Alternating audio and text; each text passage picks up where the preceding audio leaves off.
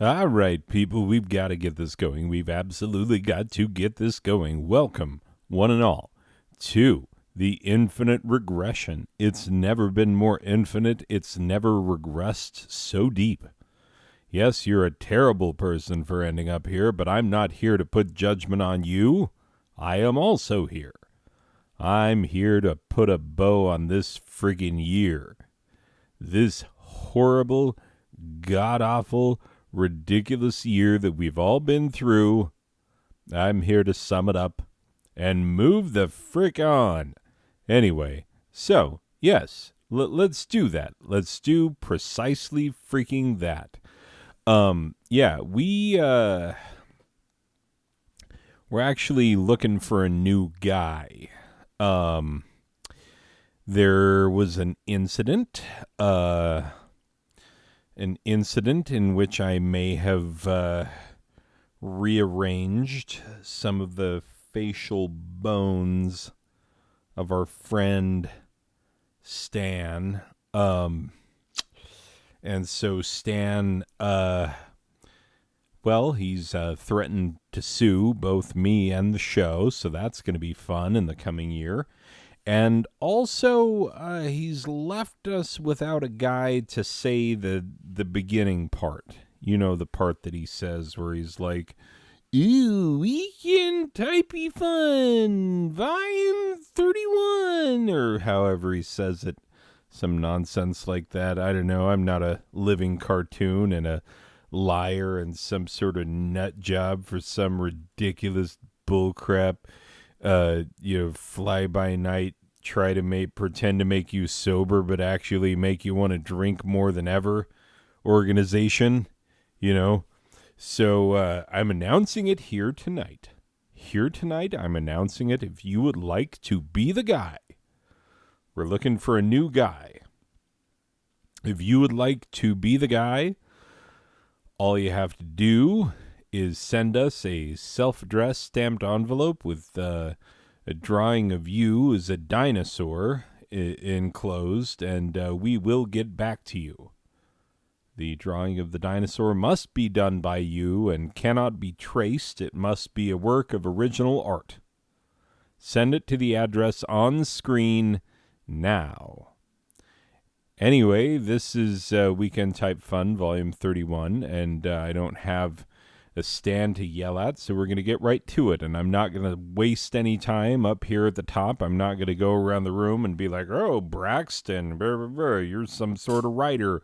Oh, look at Ian over here. He's a loser and also some sort of guy who does promotions, and oh, Chaz doesn't work, and he's the executive producer, and over here we've got Clarissa. We almost got married, and she's a lush, but she's also the showrunner, and Kaysen and Aiden with his douche canoe parents, and I'm not going to do the whole rigmarole. We're not doing that. That's not a thing that we're doing. Oh, by the way, Braxton, nice job making this whole front page look like a carton of Marlboro cigarettes. Yeah, it looks real nice. Looks good enough to smoke. Yeah, nice work, my friend. Anyway, yeah, your nice work will be reflected in your bonus. Anyway, yeah, make sure and look out for that. Yeah. So, without further ado, here we go. Getting into the show. I'm not kidding. We've got entirely too many slides and entirely too little time. Let's do it. Do it to it. Tonight's show with your host, as always, me, Rem Pemberton of the Clemson Pembertons. You like that costume? We had a little fun down there at the costume department. I dressed up like Father Time. I was quite drunk at the time.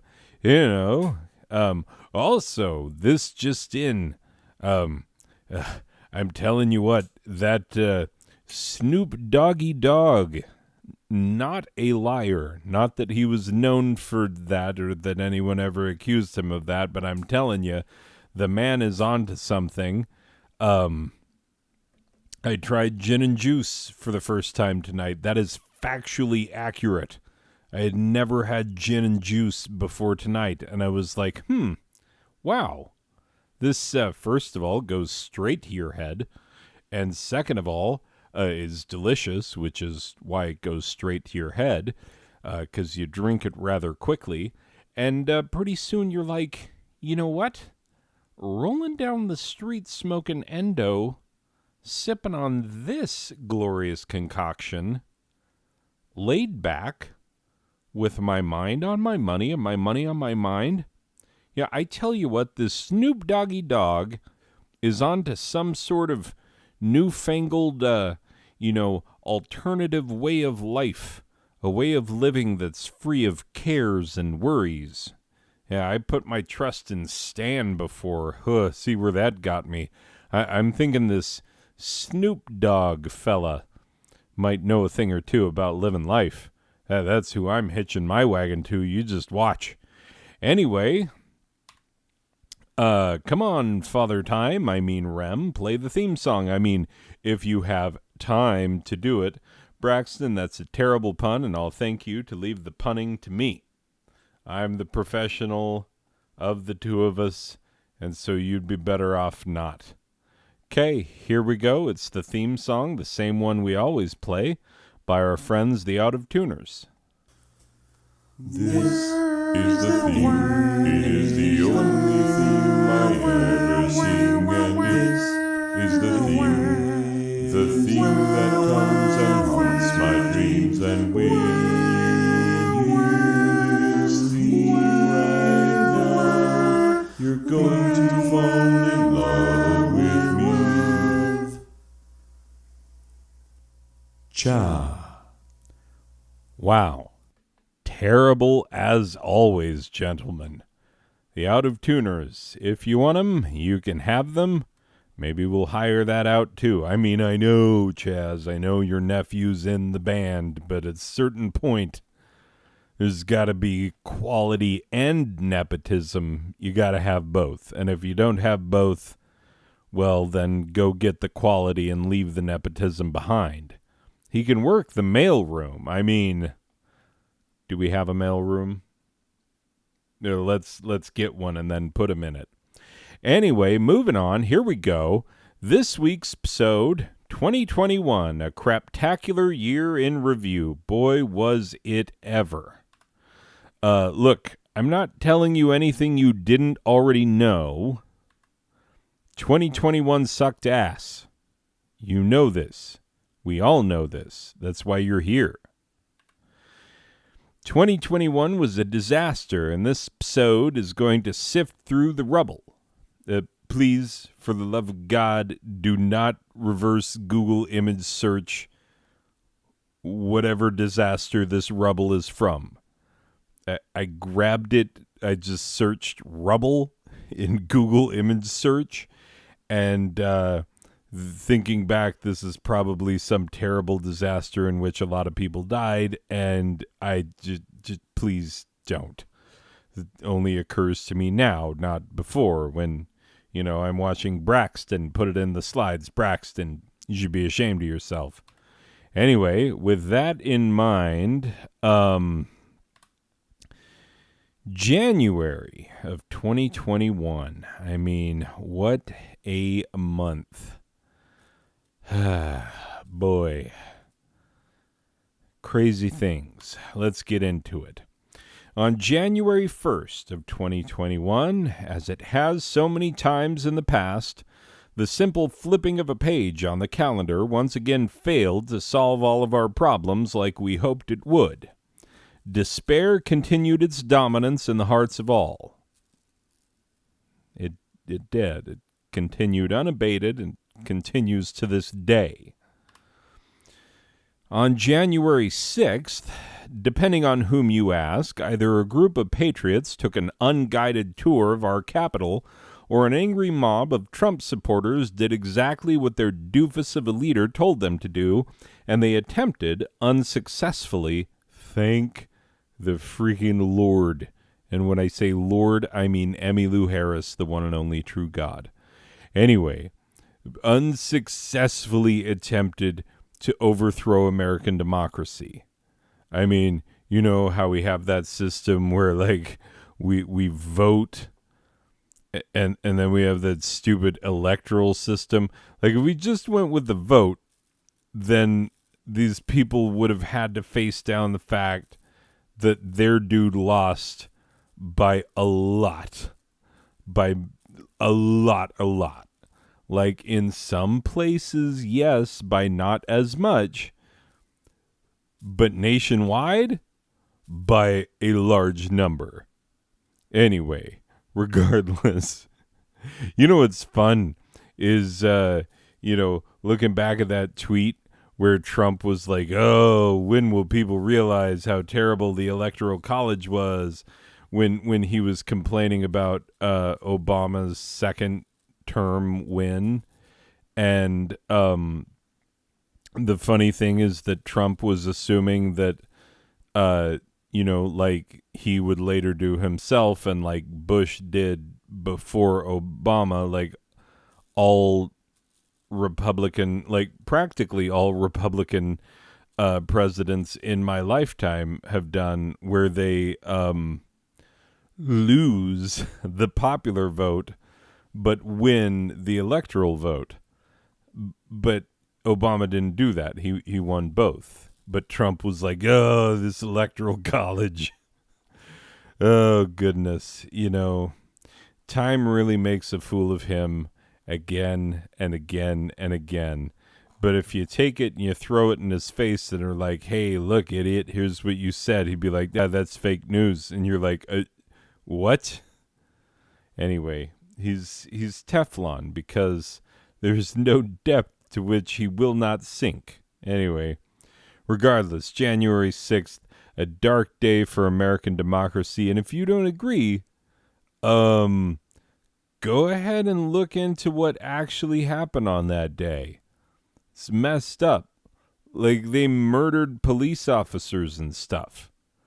They were chanting, hang Mike Pence. They were chanting about killing the sitting vice president of the United States.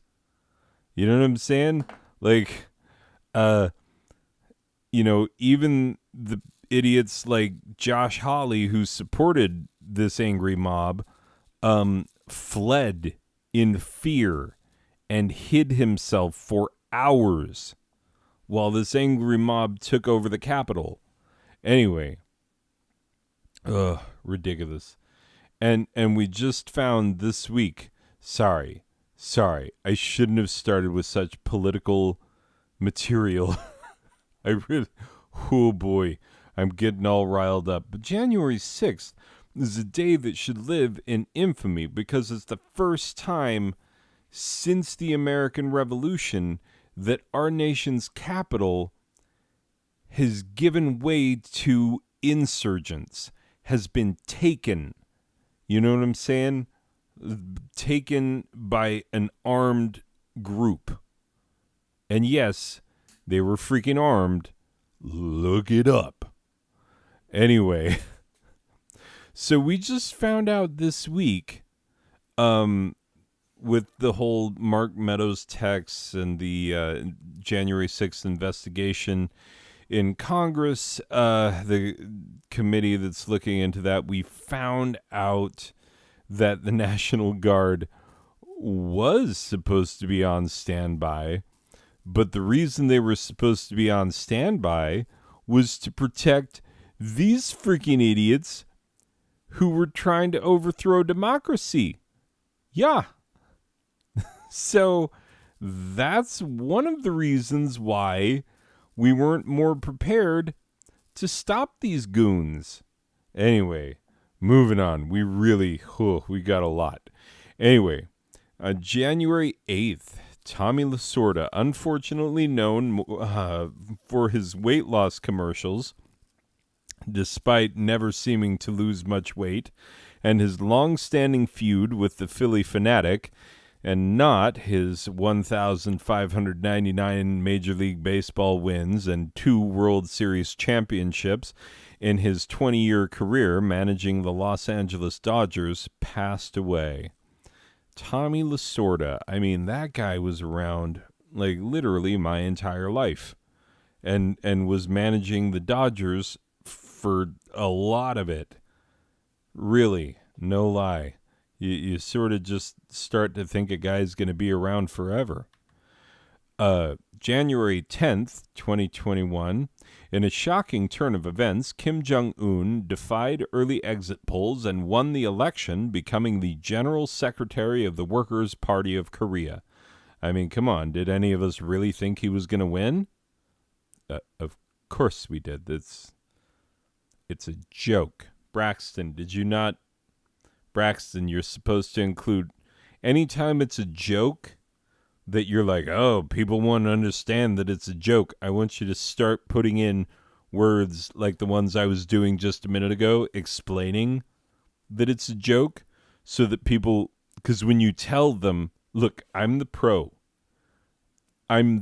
here. When you tell people, and this is a joke, and this is why it's funny, that's when they laugh. Look, you don't tell me where the ha-ha comes from. I tell you where the ha-ha comes from. Is your name on the show? Well, mine isn't either. It's called Weekend Type Fun, but the next part is with your host, Rem Pemberton. Is your name Rem Pemberton? Are you from the Clemson Pembertons? Oh, you are definitely not. We wouldn't let a guy like you clean our stables. Anyway, regardless, I'm telling you, explanations, they're golden. Comedy, gold.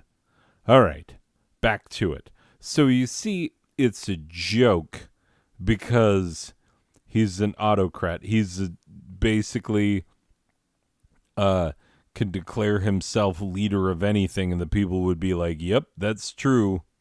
He could declare himself sole owner of the sky, and all the people would be like, yeah, our glorious leader, he owns the sky too, and nobody would oppose him. Anyway, he is seen here watching other people work, which is the most work he has ever done in his entire life. Now, there's so much to love in this photo. There's a few things. Number one, this guy is rail thin and probably doesn't get fed nearly enough. This guy is a fat old tub of lard and lives a life of luxury. And even while he lives a life of luxury, he has one of the, if not the worst haircut for any world leader alive today. Anyway, and other thing is like, look at this freaking lube. They're squirting lube into a barrel. And it's like, okay, this guy has to be wondering how much of this lube is going to end up inside this guy's rectum. I mean, not zero, right? The answer is not none. Anyway, it's a good picture. Just enjoy it. Just take a good look. It's one of the best pictures you're ever going to see of anything ever. I tried to find like video of this or a GIF of it. Nope.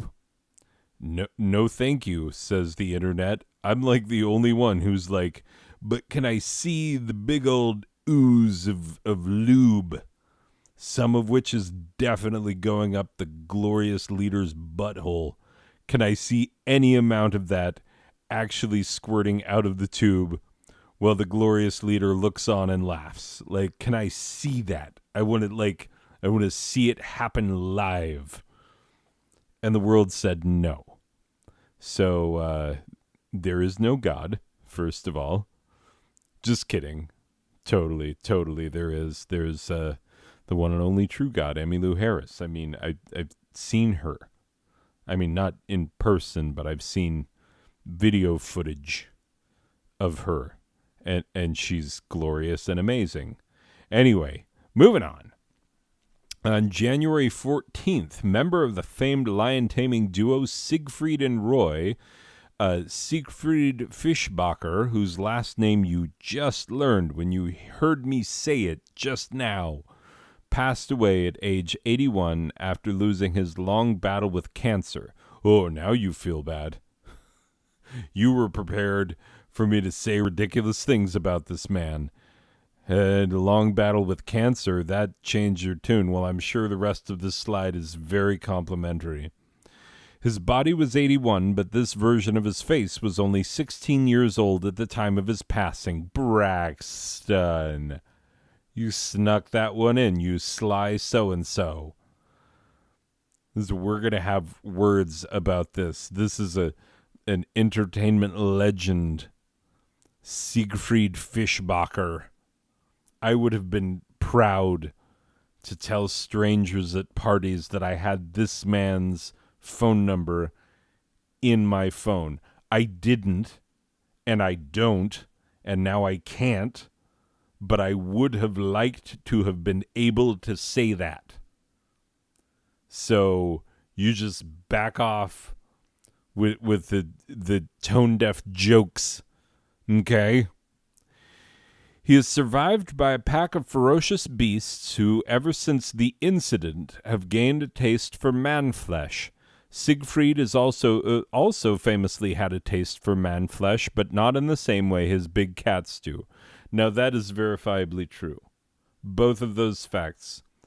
His big cat's taste for man-flesh, his taste for man-flesh, both legendary, both well-known.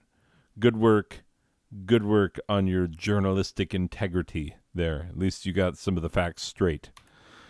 Okay, January 20th.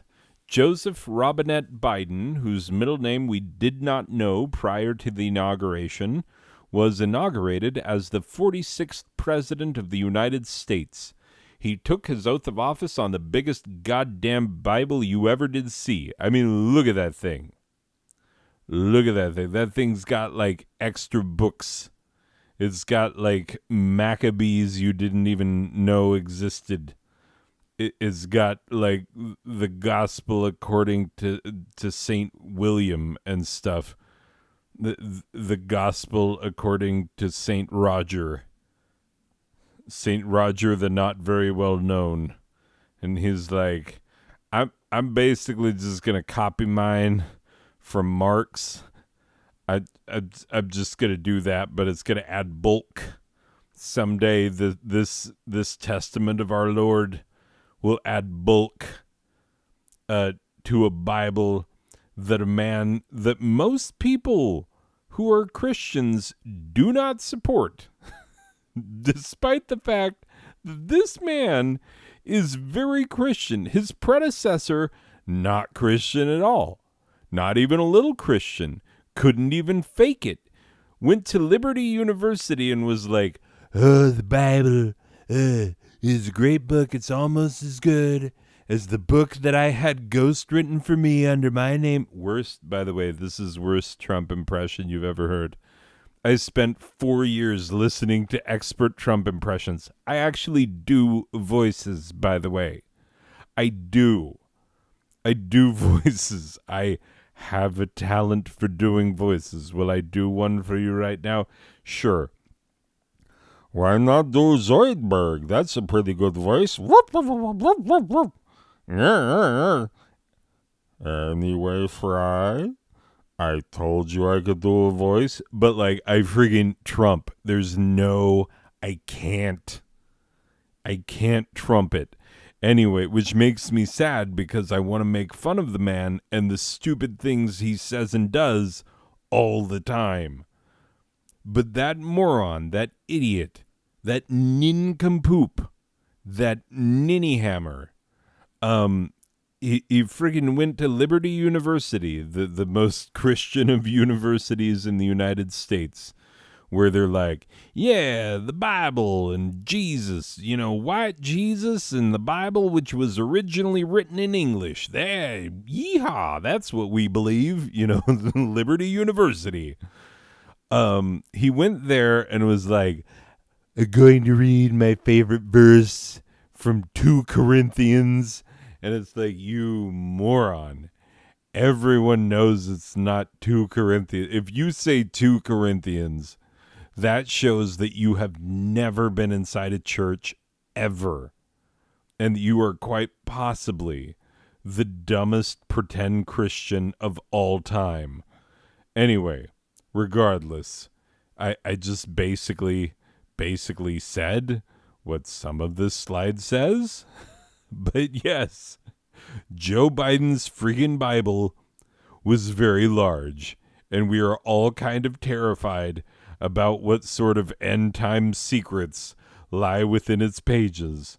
Anyway, but yeah, so Christians in America responded to this very Christian man who, like, literally goes to church all the freaking time.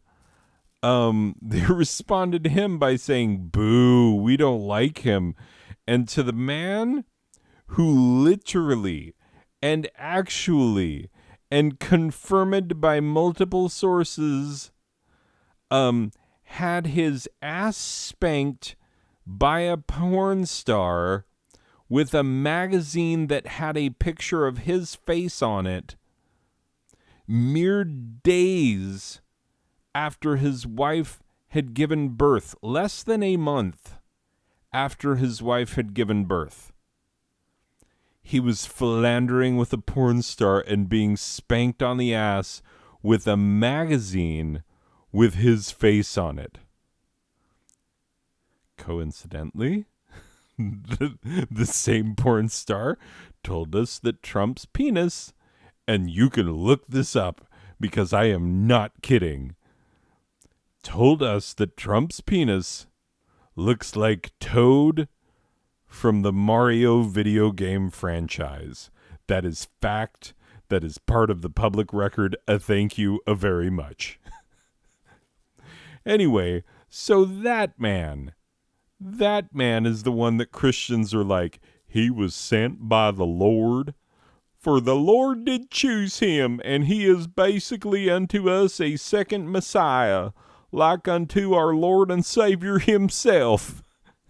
And meanwhile, this freaking guy who actually tries to do some of the things that Jesus allegedly said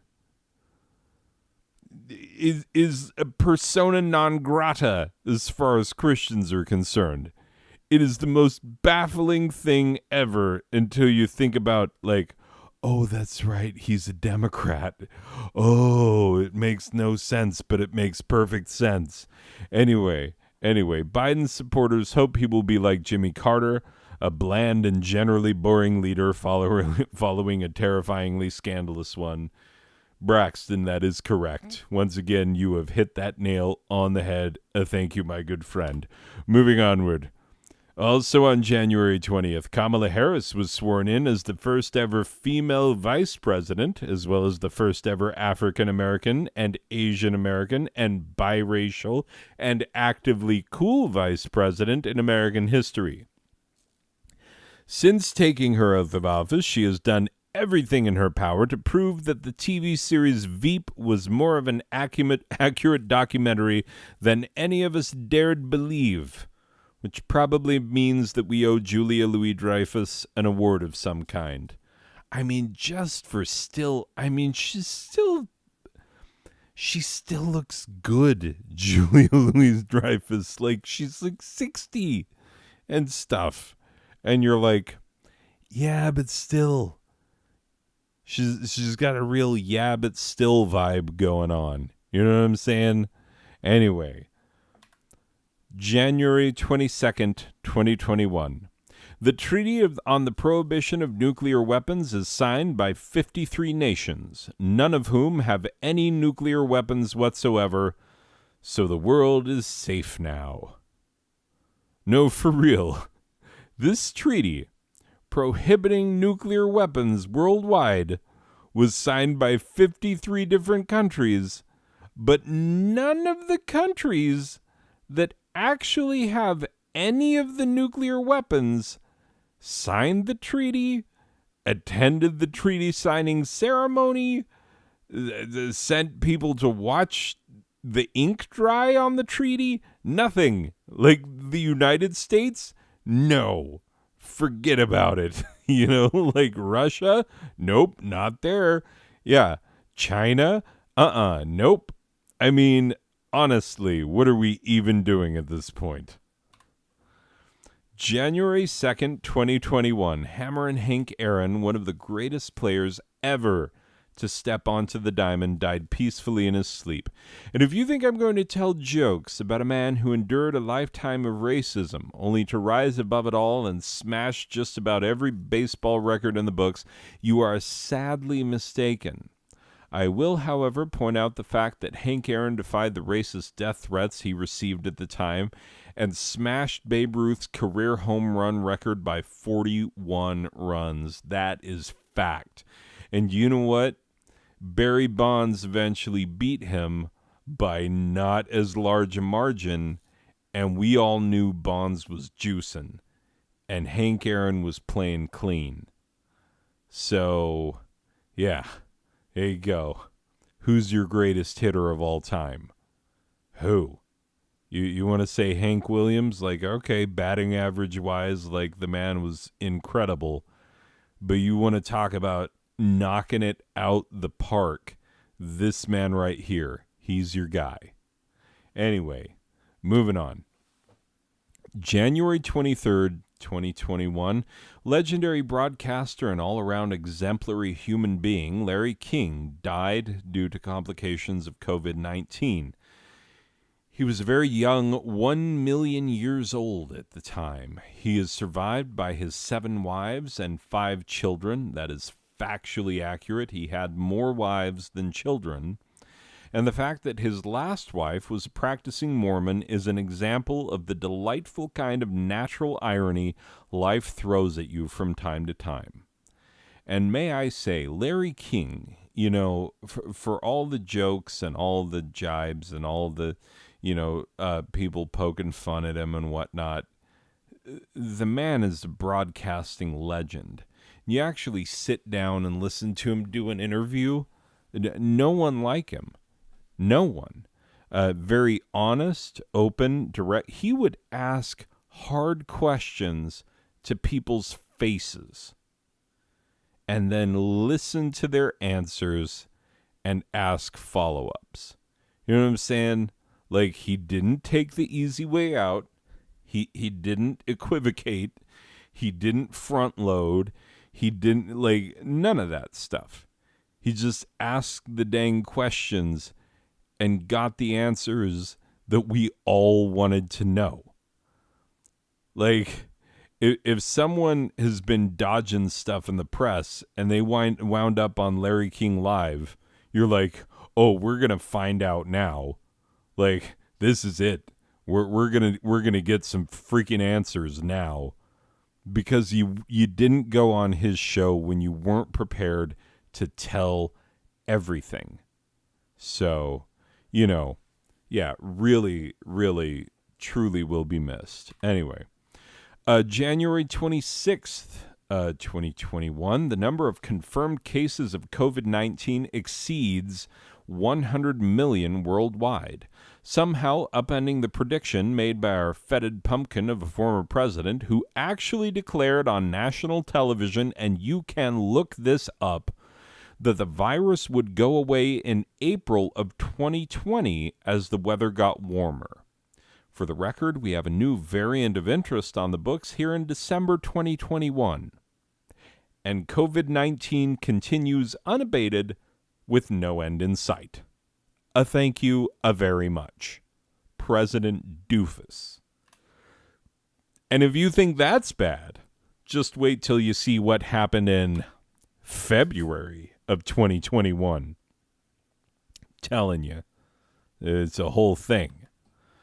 On February 1st, a coup d'etat removed Aung San Suu Kyi from power in Myanmar, just as she was threatening to grow a backbone in regard to the whole genocide against the Rohingya people thing. The coup led to widespread protests, strikes, and other actions, both violent and nonviolent, on the part of Myanmar's citizens, and Myanmar was so close to being a functional nation. Back to square one, I guess. Now, if you're looking at this picture and wondering, what the crap does this have to... Is that Aung San Suu Kyi? No, it's not. Would that it were, but it's not. That is actually a woman who has an aerobics YouTube channel, and she continued to record her aerobics workout as the military vehicles rolled up the street, the coup happening literally right behind her, and she's like, and 1 and 2 and hold and pick it up and move those knees. Just move those knees. All right, wear bright, shockingly annoying clothing and do dance moves that you could never do at a dance floor without being laughed out of the room. And hold, and 1 more, and 5 more, and here we go. Oh, my God. Hey, February 1st, 2021, former star of Saved by the Bell, an occasional professional wrestler and sex tape participant, look it up, Dustin Diamond, seen here in character as Samuel Screech Powers, passed away at age 44. Sadly, public interest in Diamond passed away in 1994 when Saved by the Bell, the new class, debuted. Braxton, that was tough, but it was fair. I'm declaring it fair. Inbounds. Inbounds, says the line judge. Hey, and by the way, when I was looking into this, I was like, was he really a sex tape participant? Well, Diamond himself actually said that it was a body double in the sex tape, which is a weird claim to make, but he also said that the tape got out when he and a bunch of Hollywood friends who trade in sex tapes got together for a party where they were swapping sex tapes, and he traded one of the people at this party the tape of him having sex, or the body double, or whatever you want to believe. Apparently that's a thing. Also, professional wrestler, yes, it's true. That happened. I also confirmed that. It's also true. Also, Saved by the Bell, the new class, that also actually happened and also made us all say, like, you know what? No, Zach, I think I've had enough Screech. We all jumped off the train all at the same time. Anyway, that's right. No Kelly Kapowski. Yep. Sorry. We're moving on. Okay, February 4th. President Joe Biden announced the end of weapons sales to Saudi Arabia, which were being used to worsen the effects of the civil war in Yemen, which is widely regarded as the greatest humanitarian crisis on the planet right now. Let me explain, because chances are you do not know this. But Yemen has an ongoing civil war, which Saudi Arabia is interested in backing one of the sides in that civil war and opposing the other, and so they are engaged in the practice of taking the weapons that we have given them and using them to bomb the crap out of Yemen. Yeah, it's true. They've amassed tons of troops on the Yemen border and are bombing and shooting them every freaking day and have been for a few years now. And here's the thing about that, is that the people of Yemen have nowhere to go. Look at the freaking geography of it, okay?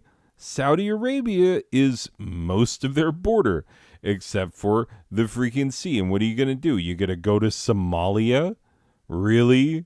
Like, and you'd have to, you got to go to Djibouti, which is fun to say, but like, what are they going to do? Are they going to take you in? I mean, yeah, maybe you could cross the border into Ethiopia or Sudan at some point, but like, best of freaking luck. Also, you could flee to Oman, like, or Oman. Sorry if I'm not pronouncing it correctly, but you know what? Like, they've got nowhere to go. The most obvious place for them to go when under duress is into Saudi Arabia, which is that's the people that we are giving weapons to so that they can freaking murder these people. So what would normally be a refugee crisis is a crisis of people just being displaced within their homeland and being forced to gather in, refugee camps that are inside the country, and the conditions there are terrible. And there have been massive nationwide cholera outbreaks. And then freaking COVID comes, and it's like, oh, guess what? Cholera and COVID. And people are dying in droves, and, and of course the bombing doesn't help. And meanwhile, freaking, this is when President Trump was like, why wouldn't we give weapons to Saudi Arabia? They paid for them. And it's like, well, freaking first of all, Saudi Arabia murdered a journalist that was working for one of our newspapers. They murdered him. We know that they did it. And we know that the Crown Prince freaking made that happen. We can't continue diplomatic relations with a country under those conditions. And not only that, but we knew for a fact that our weapons, it's like freaking Tony Stark being shot at with his own stuff.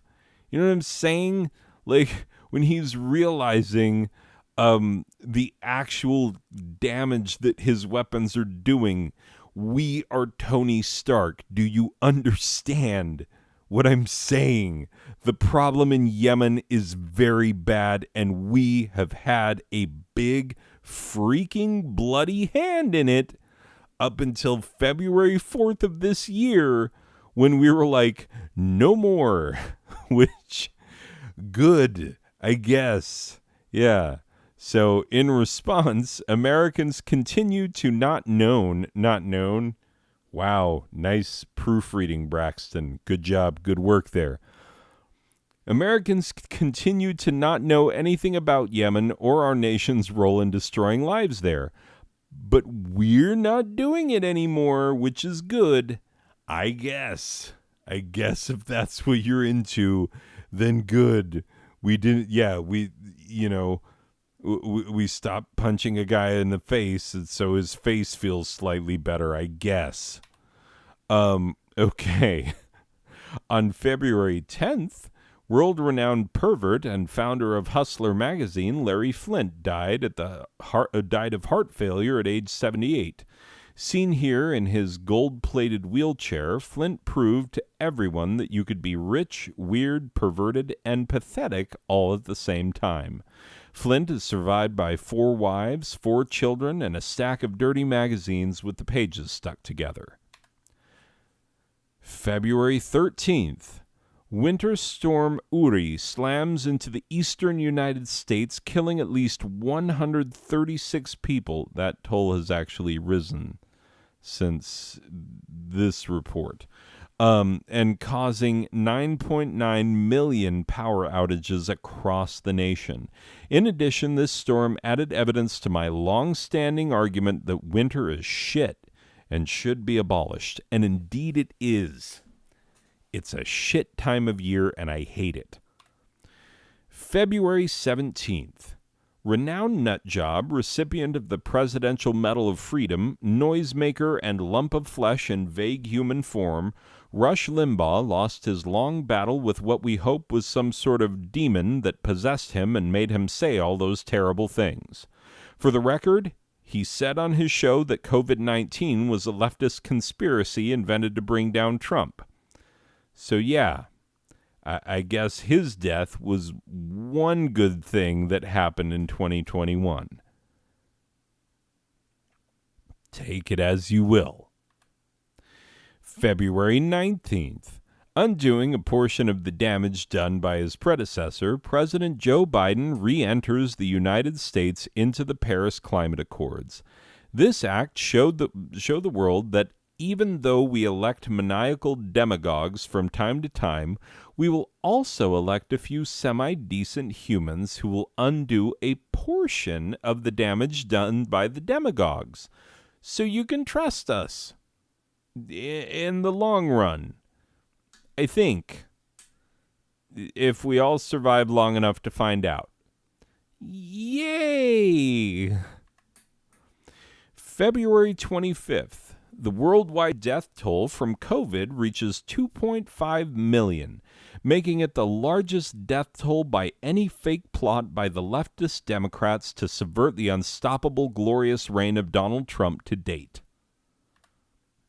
And if you think that's rough, wait till you see what happened in March. It just kept marching on. I'm telling you, we tried to stop it from marching, but it marched. On March 2nd, the world's most famous rodent, Punxsutawney Phil, saw his shadow and declared that we would see 6 more weeks of winter. This particular winter, in addition to being the worst season of them all, had killed 237 people up to that point. Many people took to calling Punxsutawney Phil a rat bastard for causing 6 more weeks of interminable cold. Others understood that rodents, no matter how beloved, have no actual effect on the weather.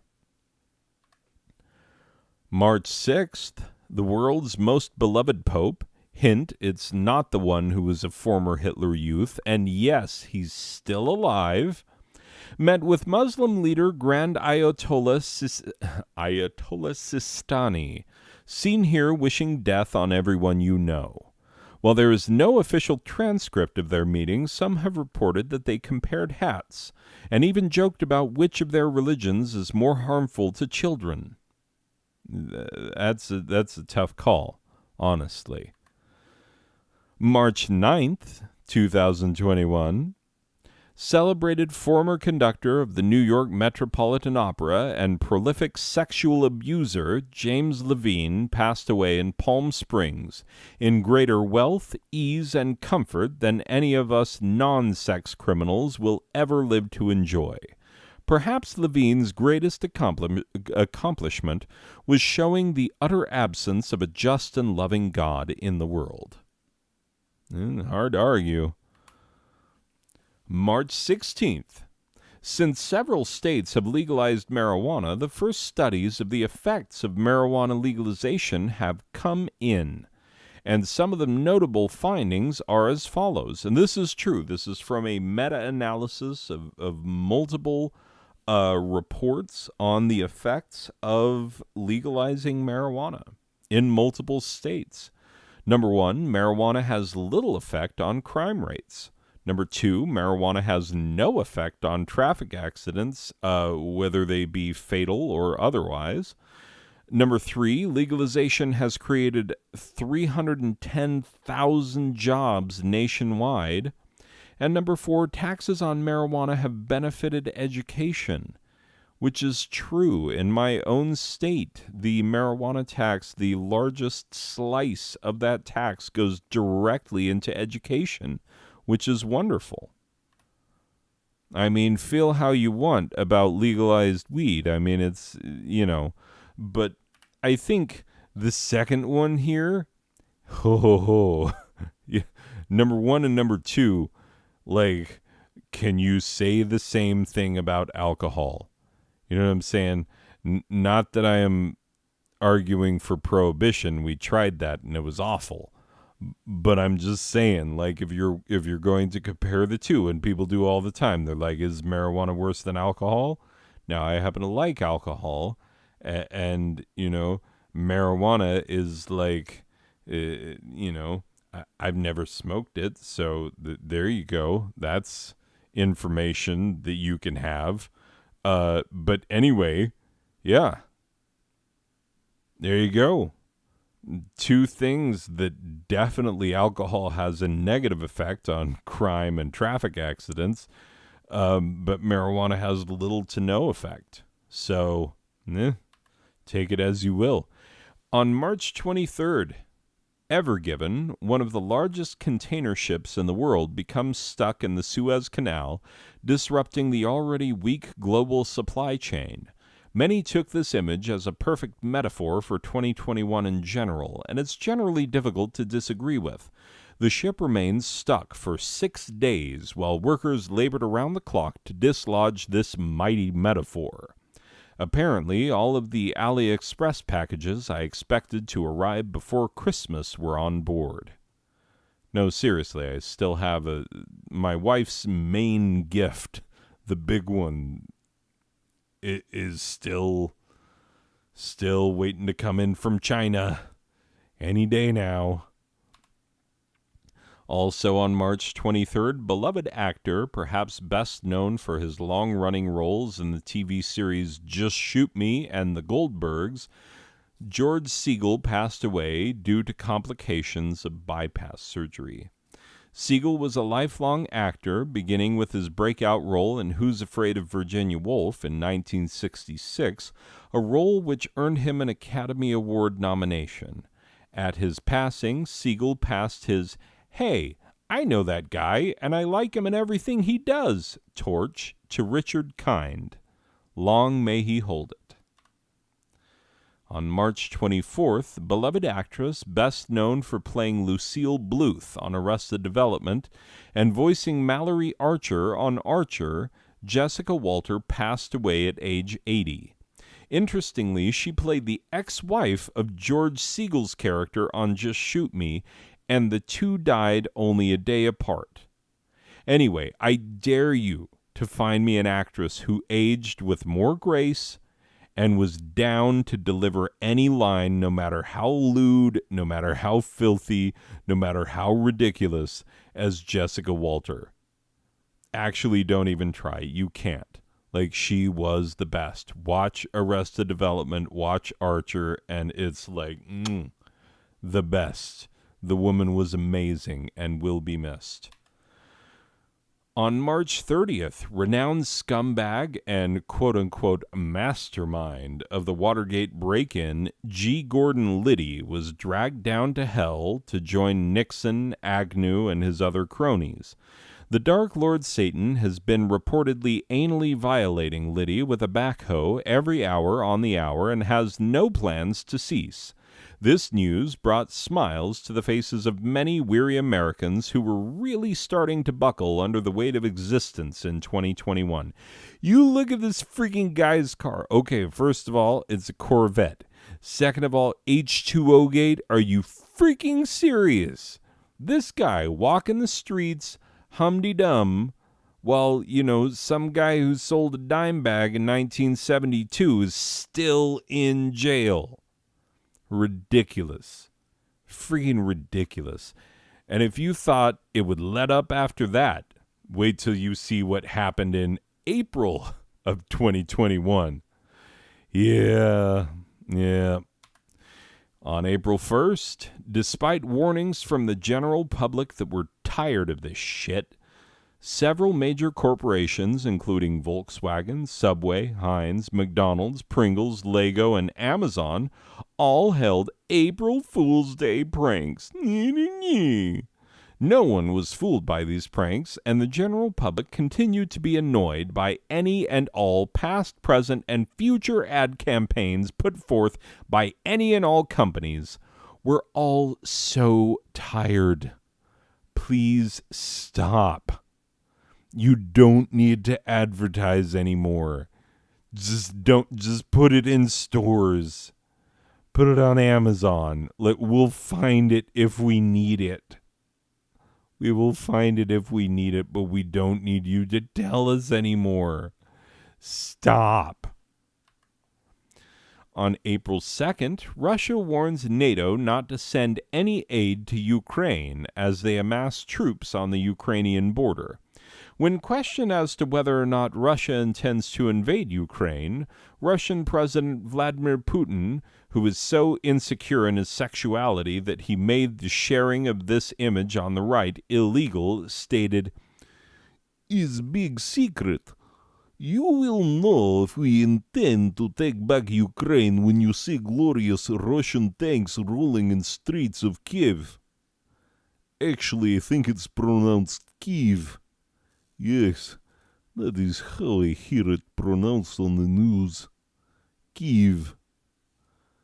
Anyway, regardless. See, I can do a voice or two, maybe an accent. It's not that great, but it's not nothing.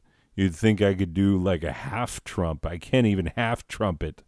It's ridiculous.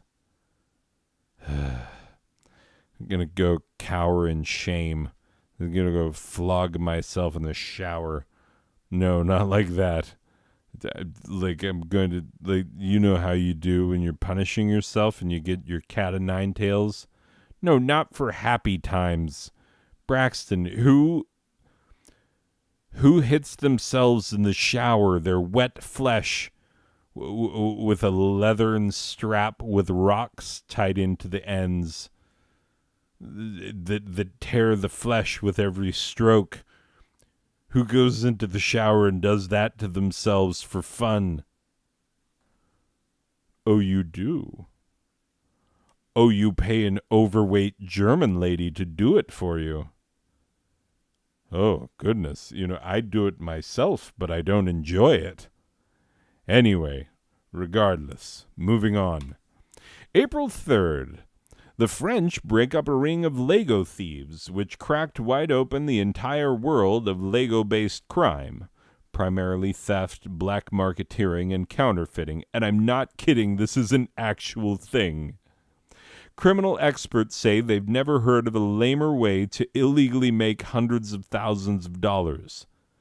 But no, seriously, limited edition Lego sets increase in price very quickly, making them a perfect target for theft and counterfeiting, and the criminals in this case could have easily made over $10,000 for the sets they stole in this incident alone.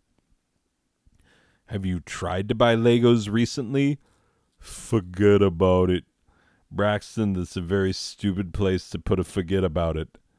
You know, it'd be better? Explain the joke. Tell the audience why, if they're not laughing, perhaps why they should be laughing. Perhaps there's some aspect of the joke that they have overlooked, and you have to tell them. No, remember, I am Captain Haha.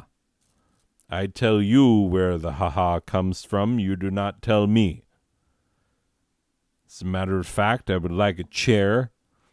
With Chaz, are you listening? I'm talking about my needs. I, your star, am talking about my needs. The things I need in order to do my job correctly. I'm going to need a chair with the words Captain Haha emblazoned on the back, and some sort of lightning bolt or flame decal indicating might and power, and also that maybe I have a cool motorbike of some sort. I don't, but like, it'd be pretty cool if people thought that I did. You know, motorbikes are dangerous. Anyway, but yeah, I'm gonna need such an seat as this, and if you don't provide me with one, I'm just going to tell you that the upcoming contract negotiations, which you are going to enter into very soon against my guy, you know my guy, Guy, he's my guy. It's spelled like guy, but it's pronounced Guy. Don't diss my guy. Guy's my guy. I'm going to have Guy come over here in a judo gi and show you what kind of a guy he is. You're going to see his gi flying all over. Guy's gi is going to make you a very messed up guy. He's going to turn you into a guy with a lot of hospital bills, I'll tell you that much. My guy Guy in his gi. This is going to happen. You don't freaking step to Guy. The guy named Guy in his gi. Oh, jeez. Anyway, back to what I was saying. Braxton, this forget about it, terrible, and also I'm going to need a new chair. April 9th of 2021, Prince Philip, Duke of Edinburgh, and consort to Queen Elizabeth II passed away at age 99. Prince Philip was widely regarded as precisely the sort of douchebag that you get from inbreeding and a life of unimaginable privilege. But no, seriously, he once asked an Australian Aborigine if he, quote-unquote, still chucked spears. It's true, he really did that. And he also warned British students in China not to stay in China for too long or, quote unquote, you'll get all slitty-eyed. His life was all the evidence we should need to end the British monarchy. And look at this face. This is a face of inbreeding and ill temper. We don't need this. We don't need any more of this. You think the princes, the red-headed ones, the ginger princes, you think they're all cute now and they're married to, like, various women. I don't give a frick who they are. I can't remember either of their names. They're 1, 2, princes kneel before you. Talk about 1, 2, princes who adore you. But it's in his head now. Marry him or marry me? I'm the one about the candy. But do you freaking know the lyrics to that song? At a certain point, I swear to God, it's not lyrics anymore. It's just scat singing. I'm talking, of course, of the hit song Two Princes by the 1990s faux jam band The Spin Doctors. I say faux jam band because, like, who the frick wants to hear any of that but for like 20 minutes? You know what I'm saying? Like, I enjoyed it at the time. The first song of theirs I heard was Little Miss Can't Be Wrong. I heard it on Casey's Top 40. And I'm telling you, when I heard it, I was like, that's okay. I kind of like that, but I only like about 2.5 minutes of it, and then you gotta make it stop. And then I gotta not hear it for like a week. You know what I'm saying? If I'm going to maintain this thing where I actually enjoy this, I can't hear it too often, and I can't hear it for too long. And then they just beat us over the head with it all through the 90s, and we were like, you know what? Maybe I don't like the Spin Doctors anymore. And we all agreed that we don't. And we don't to this day. What was I talking about? Oh, that's right. This freaking guy. I don't give a crap about his freaking... Are they his kids? His grandkids? Whoever's kids. The freaking redheaded ones that people were like, oh my God, they married and then they started having babies and one of them's going to be Queen of England. And it's like, I don't give a frick. We need to get rid of this monarchy because those morons are going to look like this because they're going to live forever because they never have to lift a finger to do freaking anything in their lives. And it's terrible. And we can't allow it to continue. Like, come on. Anyway.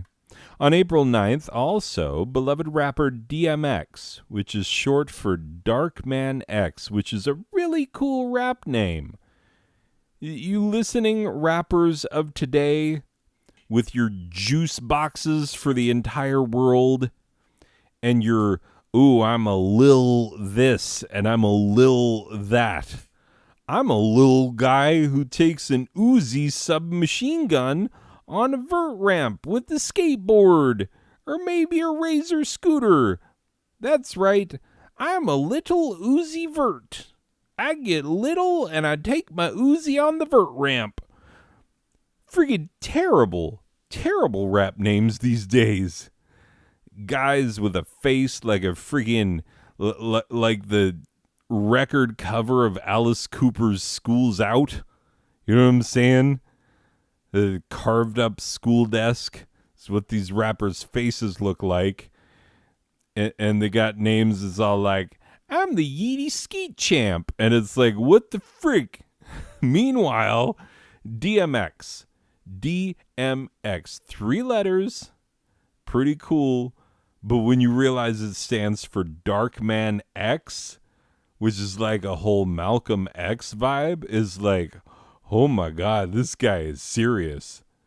Anyway, okay, let's start it over because we did not get very far before I started tangentifying. I started with tangentification. And my God, look at the time. It's going to be stupid o'clock by the time I get to bed. Anyway, Beloved rapper DMX died due to complications from a cocaine-induced heart attack, which is precisely the way you'd expect someone like DMX to go. In the wake of his passing, millions of DMX fans were left wondering who was going to give it to them now. Now that, because before, X gonna give it to you. But he can't anymore because he's dead. So if you're a DMX fan, who is going to give it to you? It's a joke. Braxton, master at work. It's a joke based on his hit record, the one that we all know, that we've heard in many movie soundtracks. Feels like Fast and Furious has used it. It's got to be in a Fast and Furious soundtrack. Hold up. As a matter of fact, I'm looking it up. Yes, I know it's a stupid tangent, but I'm looking it up. Well, this is disappointing. It wasn't used in any of the Fast and Furious soundtracks, but very importantly, it was used in the film Cradle to the Grave, and has been used in like a million fan remixes of footage from the Fast and Furious franchise. So, like, kind of counts? Not really. Anyway, moving on. April 11th, Israel came close to beginning World War III in new and exciting ways, not like those old tired ways they've been trying in Gaza. Ugh, getting a little tired of those, aren't we, guys? When they bombed the power system of a known underground Iranian nuclear facility. Iran then accused the state of Israel of, quote-unquote, nuclear terrorism. Luckily, most of us were too engrossed with biting our nails over the umpteenth COVID-19 resurgence of the year to notice how close we came to international thermonuclear war. Wow. Wow, I almost couldn't say that. Come on, the lips, the teeth, the tip of the tongue, the tip of the tip of the tip of the tongue. Red leather, yellow leather, yet I know I could do this off air.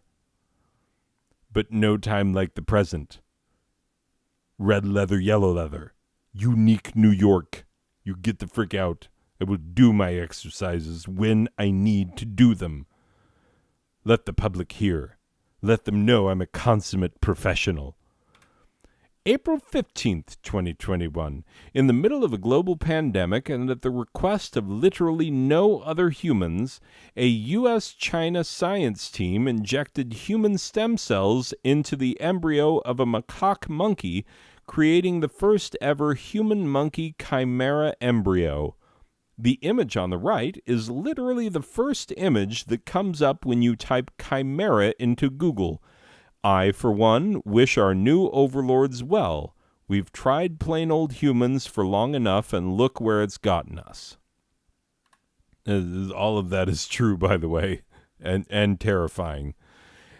April 19th, 2021. Beloved songwriter and reason you enjoy Meatloaf's best album so much, Jim Steinman, died after suffering a stroke. If you don't know Jim Steinman's musical legacy, you're missing out. But it's practically impossible that you haven't heard Bonnie Tyler's Total Eclipse of the Heart or Celine Dion's It's All Coming Back to Me Now, both of which were penned by the great Jim Steinman. Steinman was known for his grandiose operatic style, and there has been, nor shall there ever be, another like him. It's true. And just recommendations, if you're willing to take them. By now you should have heard Meatloaf's Bat Out of Hell, Meatloaf's Bat Out of Hell 2. You can steer clear of Bat Out of Hell 3. Not as promised. But I'm telling you this, you want a good one that flies under the radar, a really, really great album that's got a lot of really great Jim Steinman work on it. Welcome to the Neighborhood. That's right, came out like 1996, I want to say, and it is fan-damn-tastic. And it's a great example of the kind of stuff that Jim Steinman was known for.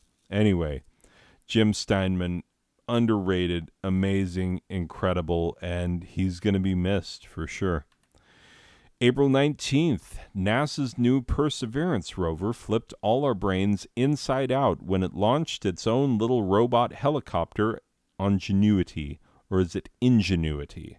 Do you say Ingenuity or Ingenuity? It's Ingenuity in it, Governor. The flight of the Ingenuity became the first ever powered flight taken from a planet other than Earth. NASA has been flying high off many of their recent successes, as well as the knowledgeably excited way in which Neil deGrasse Tyson communicates these successes to the big, dumb old American public.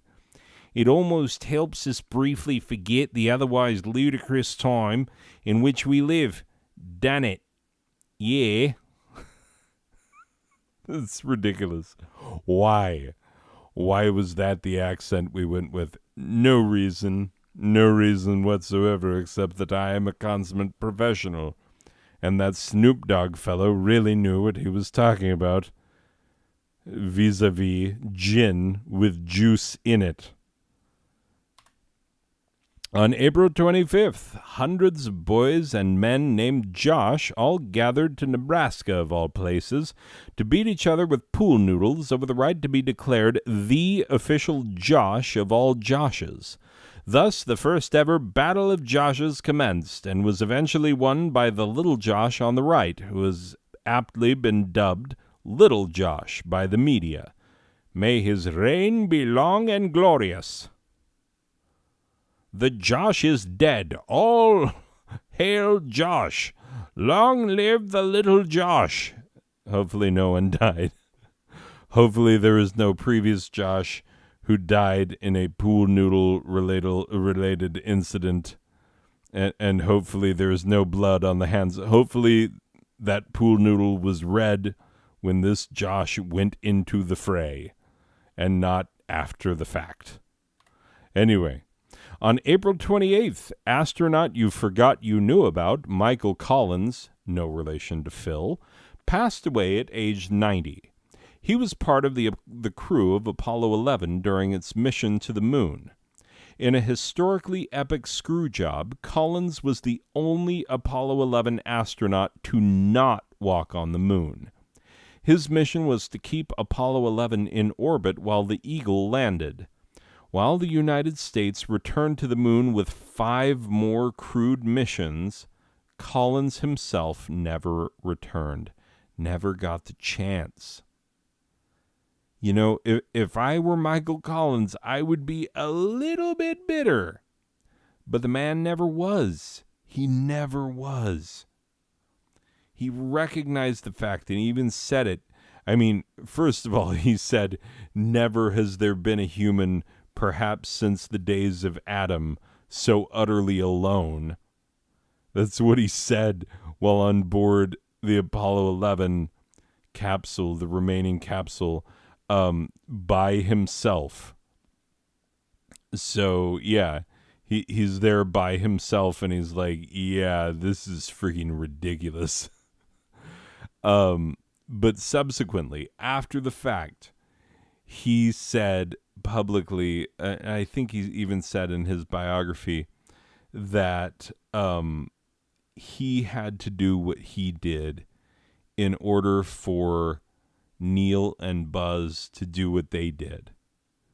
That someone had to pay that price, and he was glad that it was him. Can you imagine? Not that many people walked on the moon. And he came as close as you can get.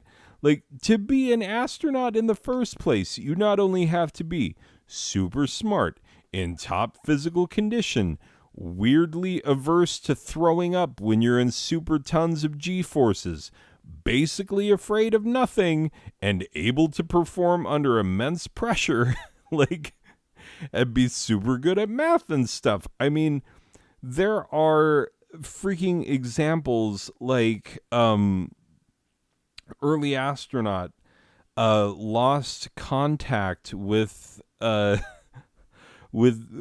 Houston and had to calculate his trajectory back home, back to Earth, so that he wouldn't die in the vast blank void of space.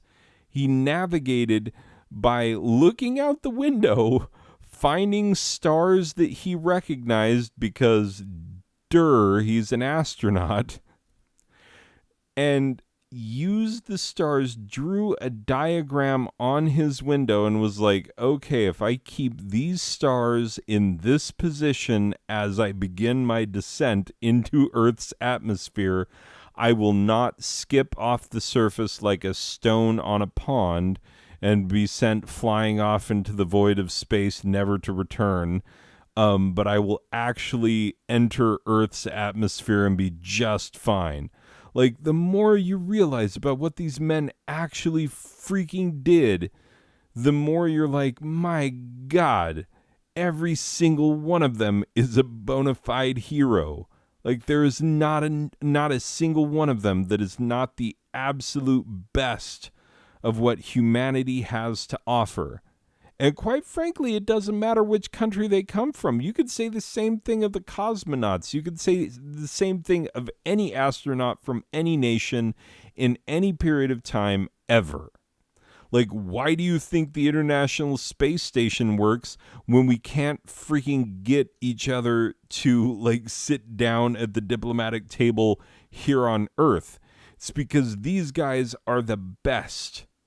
These men and women, and of course there are women now, thank God, but like, these men and women are the absolute best of us. And by the way, I have had to defend this before. If you're one of these idiots who's like, we didn't land on the moon, know this. Number one, it has been shown why it would have been harder in 1969 to fake the moon landing with the technology that they had at the time than it would have been to actually go to the moon. You know what I'm saying? That's number one. Number two is that they took mirror arrays up to the moon and left them, and you can bounce lasers off of them, and you can calculate the time that it takes for the laser to bounce back to Earth.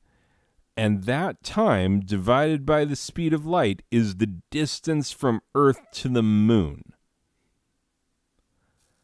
You can do that. You can verify it yourself and find out that exactly what they said was true. Also, fun fact, Russia, who had every possible reason to benefit from calling us out for faking the moon landing, never said that we faked it. They accepted the fact that we won the race to the moon. Although they won several portions of the overall space race before us, we have to acknowledge that. But also at great cost to themselves. It was certainly a cost to our boys as well. You know, I think it was Apollo 1 burned up on the launch pad. Terrible, terrible tragedy. Anyway. Regardless, also the freaking Chinese space agency, they sent a rover to the moon, which came across one of the Apollo landing sites. And the Chinese have no reason to be doing us any favors here in the 2000s. They have no reason to be doing us any favors, by verifying things that we claim to have done in the 60s. So, get over it. We landed on the freaking moon. The idea that anyone believes that we didn't is ridiculous. Anyway, moving on. April 29th, as the pandemic continued to spread, the number of global confirmed COVID-19 cases reached 150 million worldwide. This caused Republican lawmakers to release a statement which states, in part, "Come on, guys, this whole we hate Trump and would do anything to get back at him thing has gone on long enough. Send the virus back to China where it came from so we can get back to actively working to thwart democracy. Democrats did not respond. And if you recall not enjoying any of that, wait till you see what happened in May of 2021. My God. On May 5th, SpaceX successfully launched, flew, and landed one of its spacecraft, a feat they had tried and failed 4 previous times. NASA never brought the thing back intact. They always left pieces of it along the way, which is a problem. We've left a lot of junk in space, unfortunately. Anyway, they failed 4 previous times, a feat which is pictured on the left, that's on the right, Dingus, Braxton. Hold out your hands. You see which one makes an L? That's your left. Wait, no, flip that one. No, not both of them. No, just, they don't both make L's. One of them makes a backwards L, and that's your right hand. Oh my God, this guy. Anyway, moving on. But we're using this picture because it's funnier than any of their successes, even if it is equally phallic. On May 11th, Palestinian and Israeli tensions resulted in airstrikes and rocket fire. This military action killed several, injured many, surprised none, and will continue indefinitely. You may reprint these exact words 2 decades from now, and they would be no less applicable and sadly funny. On May 19th, legendary comedian, long known to the African American community throughout his career, but only discovered by white people after Chappelle's Show debuted in 2003, Paul Mooney passed away from a heart attack. Mooney wrote for every great black television series since Sanford and Son, and also probably wrote your favorite Richard Pryor joke. It would be difficult to name someone more accomplished and somehow less known and appreciated than Paul Mooney. May 23rd. Belarusi president of dubious veracity, and it's true. Like, is he the freaking president of Belarus? Should we accept the fact that he is in charge? Dubious.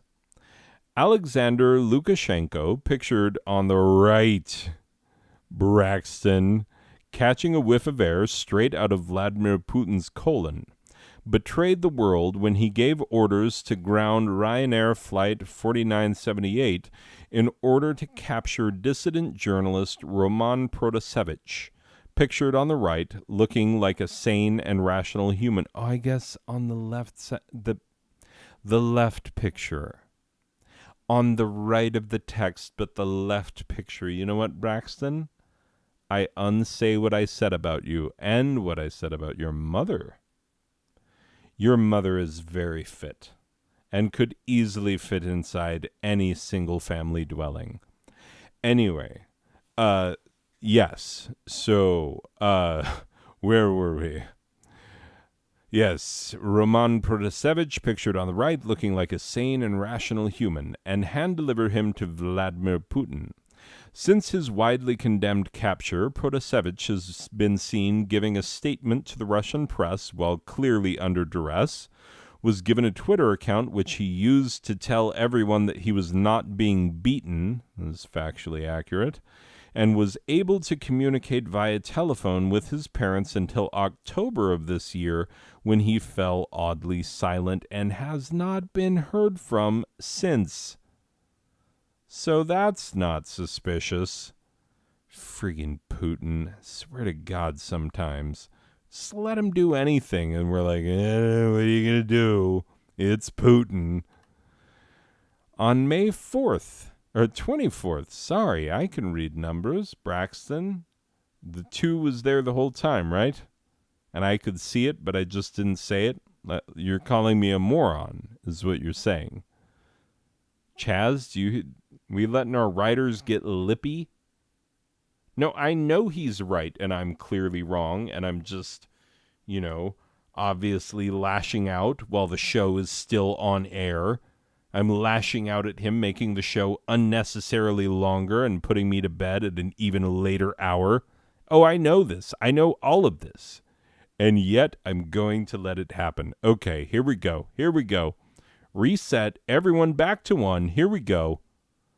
All right, team, we're all in this together. Except for you, Braxton. You suck and I hate you. Fire him. Anyway, May 24th. A successful coup d'etat led by sitting chairman of the National Committee in Mali removed interim President Ba Nda from power and forced us to learn the name of Assimi Goïta, seen here looking like a wrestler in a Bugs Bunny cartoon. Yet another in a long line of names of Malinese leaders we've had to learn. I mean, come on. Had to learn names of so many of these freaking guys. I mean, first, it was Daikunda Traore and his Alliance for Democracy and Progress, as if.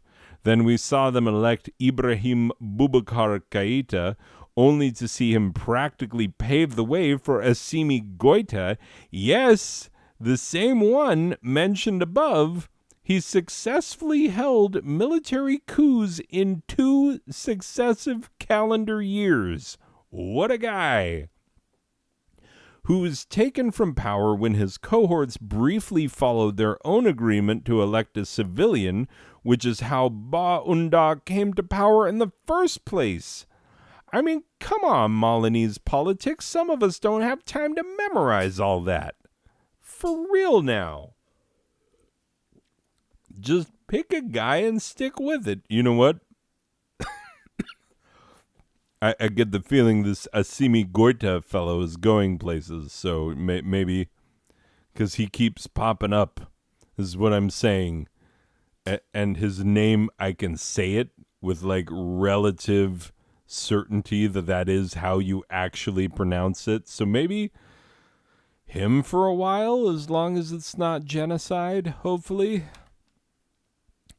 Oh, by the way, Malian is the correct adjective form for describing a person from Mali. Malinese is objectively more fun to say, so that's what we went with. Hey, Rem, did Rem butcher the pronunciation of Malian? No, I did not. Malian, a person from Mali. How dare you, Braxton? How dare you assume I would mess it up? Also, this is the Bugs Bunny wrestler we were talking about, a.k.a. The Crusher. The writer's room be cray-cray right now. Oh, does it, Braxton? You've been enjoying some of that recently legalized cannabis? I'm on to you. I'm on to you. I read the news story. Anyway, look at this. It's the same. It's same. Does that picture even change from one to the other? It does not. It's just basically shirt on, shirt off, shirt on, shirt off. That's it. That's all I see. Otherwise, exact same guy. You know, except for this one's like white and stuff. Anyway, moving on. On May 29th, known and beloved for his hit songs Hooked on a Feelin', the one without the ooga chakas, and Raindrops Keep Falling on My Head, singer-songwriter B.J. Thomas passed away in Arlington, Texas. While Thomas is gone, his legacy lives on, as evidenced by the fact that you either have Hooked on a Feelin' or Raindrops Keep Falling on My Head stuck in your head right now. Fun fact, after his popular success, Thomas immediately slipped between the Christian rock cracks and was never worth hearing again. It is true, Braxton. You hit that nail on the head. Good work. And if you hated being reminded of that, you'll really hate remembering what happened in June. Wow, you went big chief gay on this one, didn't you? Okay there, fella. I guess that's a thing. Okay.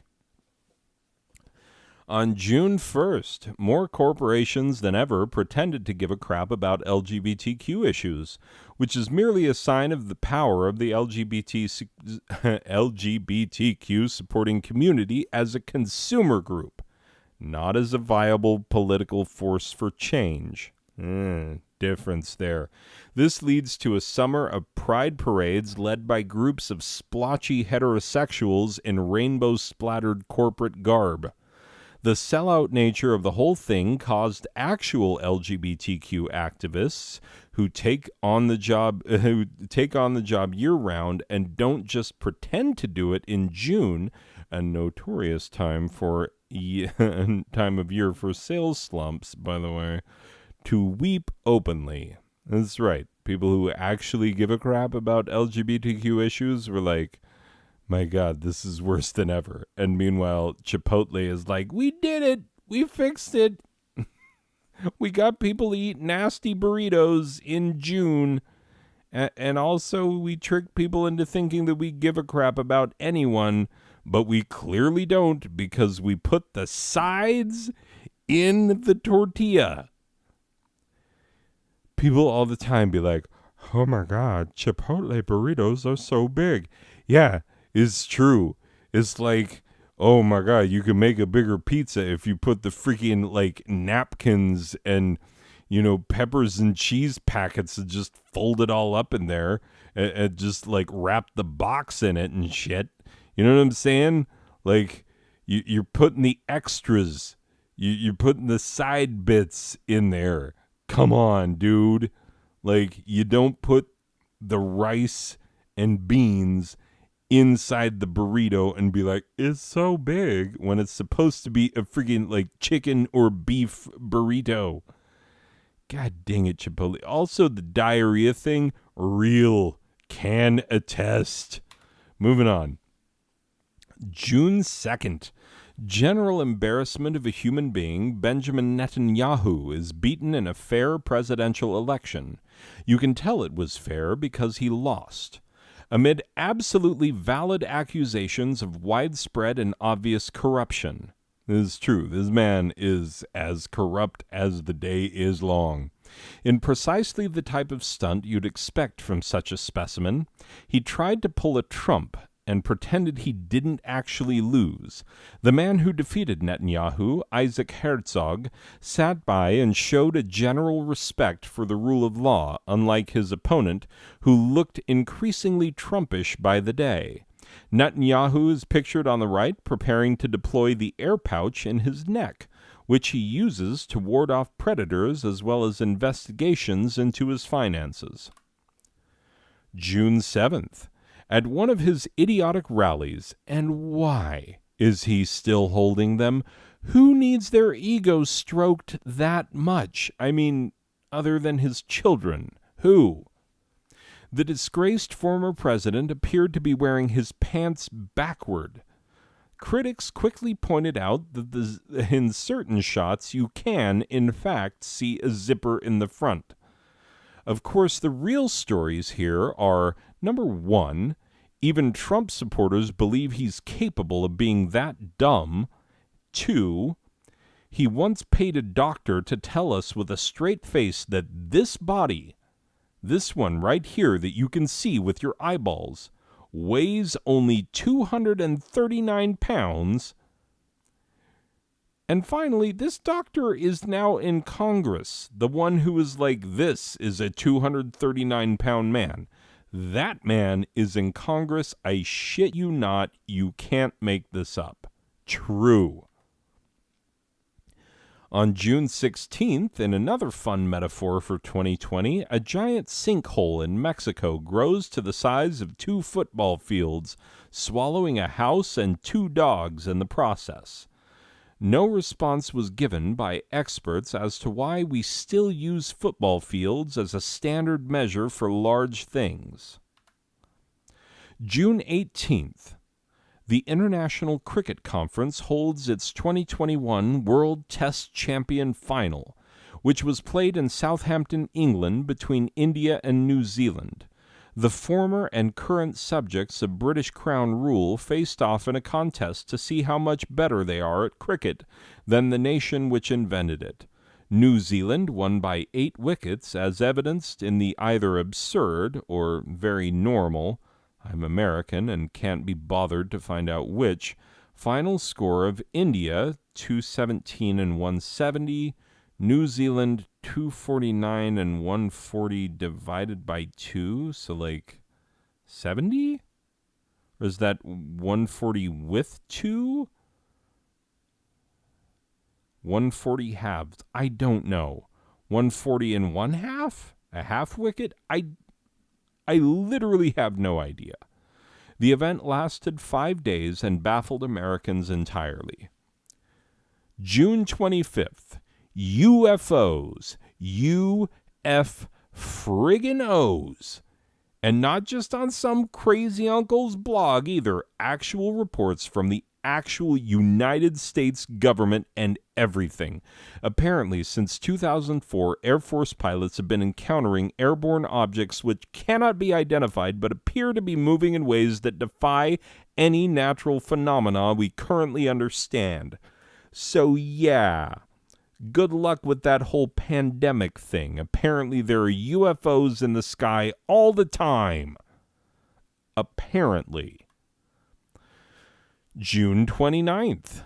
Unindicted war criminal Donald Rumsfeld gave up the last feeble beats of his hard, cold stone heart.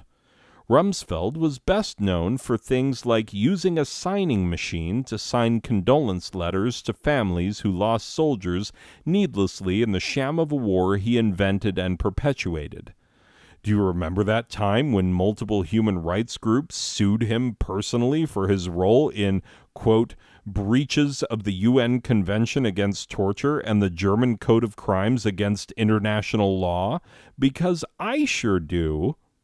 That's when the United States lost any claim to moral superiority in the world. Not that we actually had a right to such claims in the past, but we thought we did. And after friggin' Rumsfeld, we couldn't pretend to have those claims anymore. We are not the moral leader in the world. We never were. Moving on. And if you thought that was ridiculous, you've clearly forgotten what happened in July. Oh, what a great month July is. Let's celebrate. On July 3rd, large sections of Western Canada burned as 130 wildfires, all of which resulted from lightning strikes, swept through the region. Guess they should have swept their forest floors like the good people of Finland. You see on the bottom the way that Finland takes care of their forest floors. Like a good civilized nation, Canada did not learn. They've got that leftist Trudeau up there. So handsome, so dangerous, so forbidden. Anyway, moving on. On July 4th, 2021, America celebrated its independence from tyrants, having ousted its most recent tyrant 6 months prior. On July 5th, beloved director of Superman, The Goonies, Lady Hawk, the entire Lethal Weapon series, and the Bill Murray holiday classic Scrooged, among many others, Richard Donner passed away in Los Angeles at the age of 91. Some passers-by swear they saw Donner flying away in a two-dimensional rhombus like Zod being banished into the Phantom Zone. But these passers-by later turned out to be high as a kite due to California's recent legalization of recreational marijuana. July 6th. After the results of both the C-SPAN Presidential Historian Survey and Siena College's Presidential Expert Poll are tabulated, it appears that recently ousted President Doofus, seen on the right thinking he looks presidential but actually looking more like Foghorn Leghorn, is officially ranked as the second worst president in American history according to actual experts who actually know what they're talking about. Old 45 narrowly lost the top spot to Buchanan, who basically allowed the Civil War to happen. Buchanan did not oppose slavery. He did not oppose the secession of states from the South. He was like, yeah, a civil war. Let's have one and find out what happens. And that's why he is widely regarded as the worst. Also, what the freak is with this posture? This is not normal. It's only normal if you're a giant man-sized rooster. Is Trump secretly a giant man-sized rooster? It would explain a lot. July 15th. Responding to accusations that we couldn't possibly be any worse, Americans invented macaroni and cheese ice cream, destroying any possibility that we will escape our global stereotype as pushy, loud, overweight food criminals. Sad, but true. On July 16th, and this one is sad, beloved rapper Biz Markie, the very clown prince of hip-hop, known for his hit single, Just a Friend, as well as many other fine songs. He's got a lot of great albums. You really owe it to yourself to look him up if you never have. He passed away suddenly at age 50 due to complications of diabetes. If Tracy Morgan were here, he would say something hilarious about the sugars, but I have no such right, and I am very tempted to break into some Tracy Morgan and tell, you'll make every one of you pregnant. But, that would not be appropriate. We are not going to do that. But Biz Markie recorded several albums of excellent hip-hop, and the younger generation will probably remember his beatboxing segments on Yo Gabba Gabba. Truly an original, Biz Markie is yet another life in 2021 taken before its time. On July 19th, Amazon.com billionaire and richest man alive, Jeff Bezos, takes to space aboard his very phallic Blue Origin rocket. The rocket barely penetrated far enough to count as having reached outer space, without reaching far enough to establish an orbit. Millions wondered why a billionaire thought we'd be impressed by this, and Bezos' ex-wife, Mackenzie Scott, said the pathetic penetration by a phallic object rather reminded her of their wedding night. July 23rd. Tokyo holds the opening ceremony for the 2020 Summer Olympics. You read that right. The 2020 Summer Olympics being held in 2021. Thanks, COVID. Fortunately, there were entirely too many reports that the supposedly sex-proof beds held up for all the super attractive, super in-shape athletes from around the world who were reportedly hooking up with each other and humping each other in droves. Humans around the world felt bad for wanting to see footage of any of this humping. July 28th. The first direct observation of light from behind a black hole is reported, confirming Einstein's theory of general relativity. What this means for your horoscope is yet to be determined because the wildly outdated Bronze Age star charts upon which your childish beliefs are founded don't account for such scientific complexity, because the people who made them would have viewed a wheelbarrow as a massive scientific achievement and could scarcely conceive of a non-geocentric universe. It's true, if you believe in astrology, your beliefs are stupid. And if you thought that was nuts, you'll be amazed to remember what happened in August of 2021. August 1st, the United States men's soccer team wins the 2021 CONCACAF Gold Cup, which is a soccer tournament against other countries, some of which are actually known for being quite good at soccer, like Mexico. Look, if you still don't understand, just look impressed and you'll be okay. August 3rd. Christiana, was it Christiana? Christina,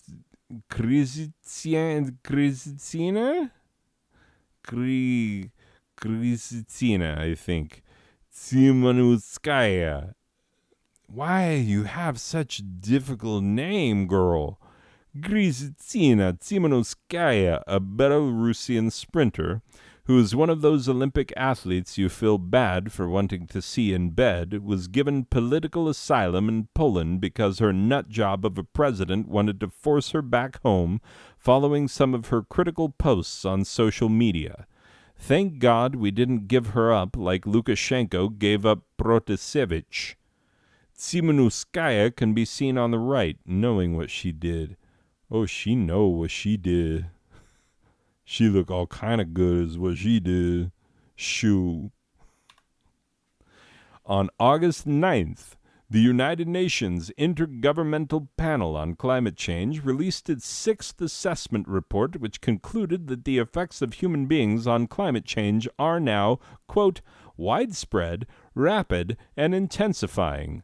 So, if we survive COVID-19, which is looking increasingly unlikely as a new variant pops up each week, we can all die in natural disasters as the inevitable results of climate change wreak havoc on the planet. Huzzah!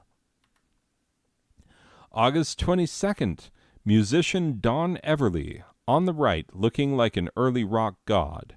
Half of the iconic rock and roll duo, the Everly Brothers, passed away in his Nashville home. The Everly Brothers will forever be immortalized for their songs Bye Bye Love, Wake Up Little Susie, and All I Have to Do Is Dream. If you cannot immediately recall the melodies of all these 3 songs, your life is incomplete. The Everly Brothers are only rivaled by the Scottish brotherly duo, the Proclaimers, when it comes to tight harmonies and songwriting prowess. And if you don't believe me, if you're one of those people who's like, oh, yeah, the Proclaimers, they had that 500 Miles song and nothing else. Oh, ho, ho, ho. You didn't even listen to Sunshine on Leith in its entirety, you dingus. Like, you don't even know them singing about, like, how they can say Saskatchewan without starting to stutter and how they know the difference between margarine and butter. You know what I'm saying? No, you don't know what I'm saying. You didn't listen to the full album. You don't know about Gene and getting lucky at the back of a bus. Like, you don't know anything. If you haven't listened to a Proclaimers album in its entirety, go and get any of them, literally any of them, and listen to it in its entirety, and then try and tell me whether or not it's freaking great. Because they are amazing. It's just that everyone is like, oh yeah, every song they write should be like 500 miles. You can't have every song be like 500 miles. What are you, Chumbawamba? It's ridiculous. Moving on. August 24th. Charlie Watts, the original drummer for the Rolling Stones, passed away at age 80. Not only was Watts, should be capitalized, Braxton, a lifelong member of rock and roll's most overrated band. Fact. Oh my God. Fact. Unfortunate fact. He was also an accomplished jazz drummer who was noted for his work with the jazz combos which bore his name, the Charlie Watts Orchestra, Quintet, and Tentet, respectively. Also, if you don't believe me, the Rolling Stones overrated. Like, come on now. Listen to their albums. Listen to their first 5 albums. You're going to hear the same 5 songs over and over and over. Like, their album work is hit and miss at best. Till you get into, like, the mid to late 70s, and then they cranked out a couple of good ones, and then it was back into the woodshed. Like, I'm telling you, like, album-wise, they do not stand up next to the Beatles, obviously. Their main rival. They don't even stand up to The Who. You know what I'm saying? Like, there are a lot of bands from that time period. Freaking Aerosmith. You know, early Aerosmith they don't stand up to. In terms of the quality of the albums being put out. It does not compare. Also, I know that Aerosmith came along later than the Rolling Stones, but Aerosmith was starting as the Rolling Stones were putting out their greatest work. So apples and oranges are both round fruits, which make popular breakfast juices. Anyway, moving on. August 29th, Ed Asner, legendary actor with over 300 credits to his name and a lifetime of acting achievements behind him, passed away in Tarzana, California. Asner, who will forever be immortalized for his role as the main character, Carl Fredricksen, in the Pixar animated film Up, was also a lifelong political activist. He opposed U.S. foreign policy in South and Central America during the Reagan administration, and he wrote a book on the right when he was 87 years old, which was 4 years before his death. You see this? The grouchy historian, an old-time lefty, defends our Constitution against right-wing hypocrites and nut jobs. Yeah, I haven't read it. Sounds good. August 30th. The United States ham-fistedly withdrew the last of its troops from Afghanistan, ending 20 years of pointless war needlessly originated, elongated, and perpetuated by the men on the right. Biden took a lot of flack for pulling us out, but there was likely no good way to do it, and we needed to pull out because it had ceased to make sense being there after we all realized we weren't actually looking for bin Laden, but were rather engaged in toppling the Afghan government and replacing it with our own faux democratic pro-U.S. one. Like, we should have left during the Bush administration. But we didn't. He left it for Obama to do. And Obama's like, no way the first freaking black president is going to do it. And then Trump didn't do anything that was worth talking about. It didn't do anything right. You know, it's just terrible. Every freaking day was a new nightmare under his administration. And then Biden is left with holding a bag full of turds. You know? And of course it was a bag full of turds. You want to say it wasn't a bag full of turds? You're full of crap your own self. Like, it was terrible. It was a bad job by Biden. He did a crap job. But he was left a crap job by everyone who came before him. I mean, you could go all the way back to freaking Russia and blame them for some of the stuff we had to put up with in Afghanistan. Thank you very much. And if you didn't enjoy that trip down memory lane, you'll be horrified to remember what happened in September. Do you remember? The 21st night of September? On September 4th, Facebook is forced to apologize when its algorithm declared black men to be primates. After viewing a video in which a white man called 911 because he felt he was being followed by a group of black men, thousands of Facebook users were asked, "Do you want to watch more videos featuring primates?" after the video ended. That really happened. Facebook CEO and known robot in a man suit, Mark Zuckerberg, was reported as saying, "We're sorry. We didn't mean to say the things we say amongst ourselves to those of you in the non-billionaire public. Please disregard and continue to allow us to use your data in order to subvert American democracy." This freaking guy. Swear to God. Yeah, give him more money. That's a great idea. Be on Facebook. Oh, but people I know are there. Yeah. And they are the product as well. You and your data, and them and their data is the product. You don't use Facebook, it uses you. Anyway, September 7th, El Salvador becomes the first nation on earth to adopt Bitcoin as an official currency. Many have fears over Bitcoin's stability and its steep exchange rate, but one citizen was quoted as saying, "It's hard to describe the hope and joy that makes me feel that our country is the first domino to fall in this inevitable transition. What a time to be a Salvadoran. Let's hope this man is either ill-informed, delusional, or both." First domino to fall.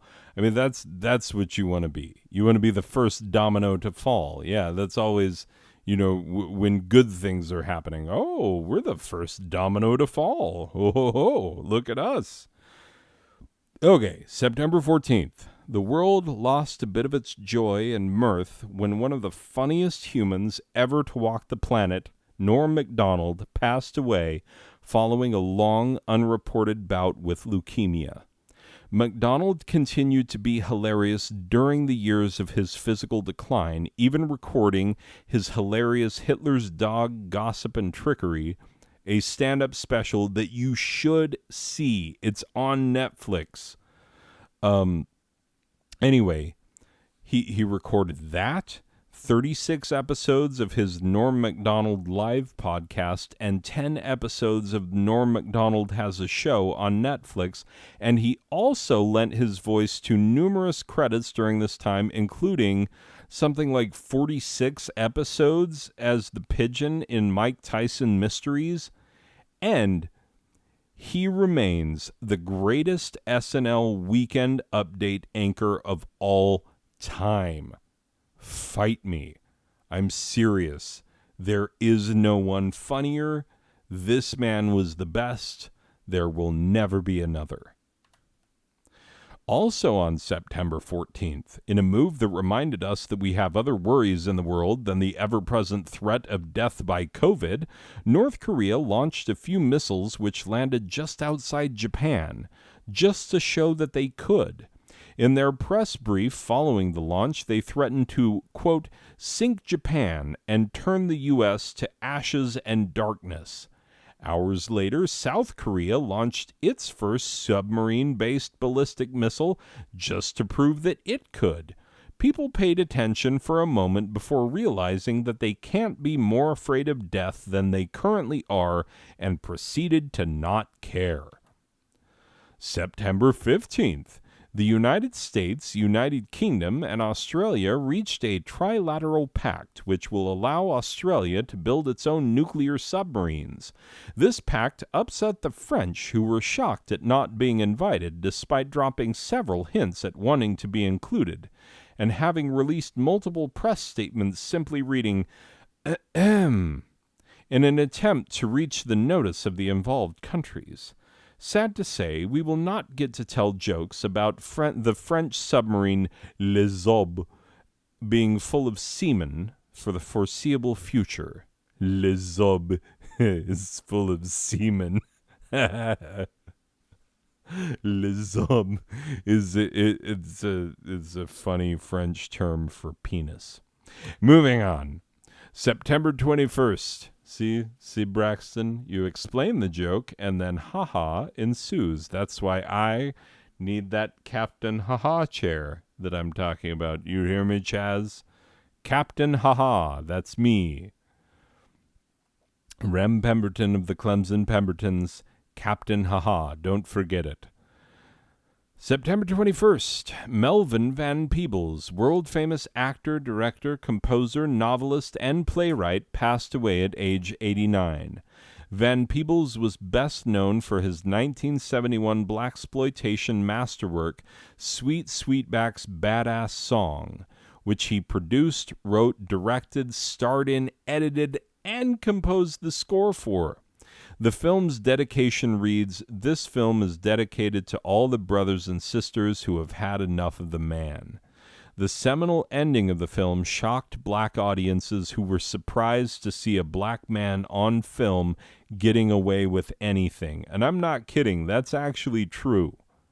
Which is why many say that this was not actually a blaxploitation movie, though it was in the style that we come to call blaxploitation, that type of cinema.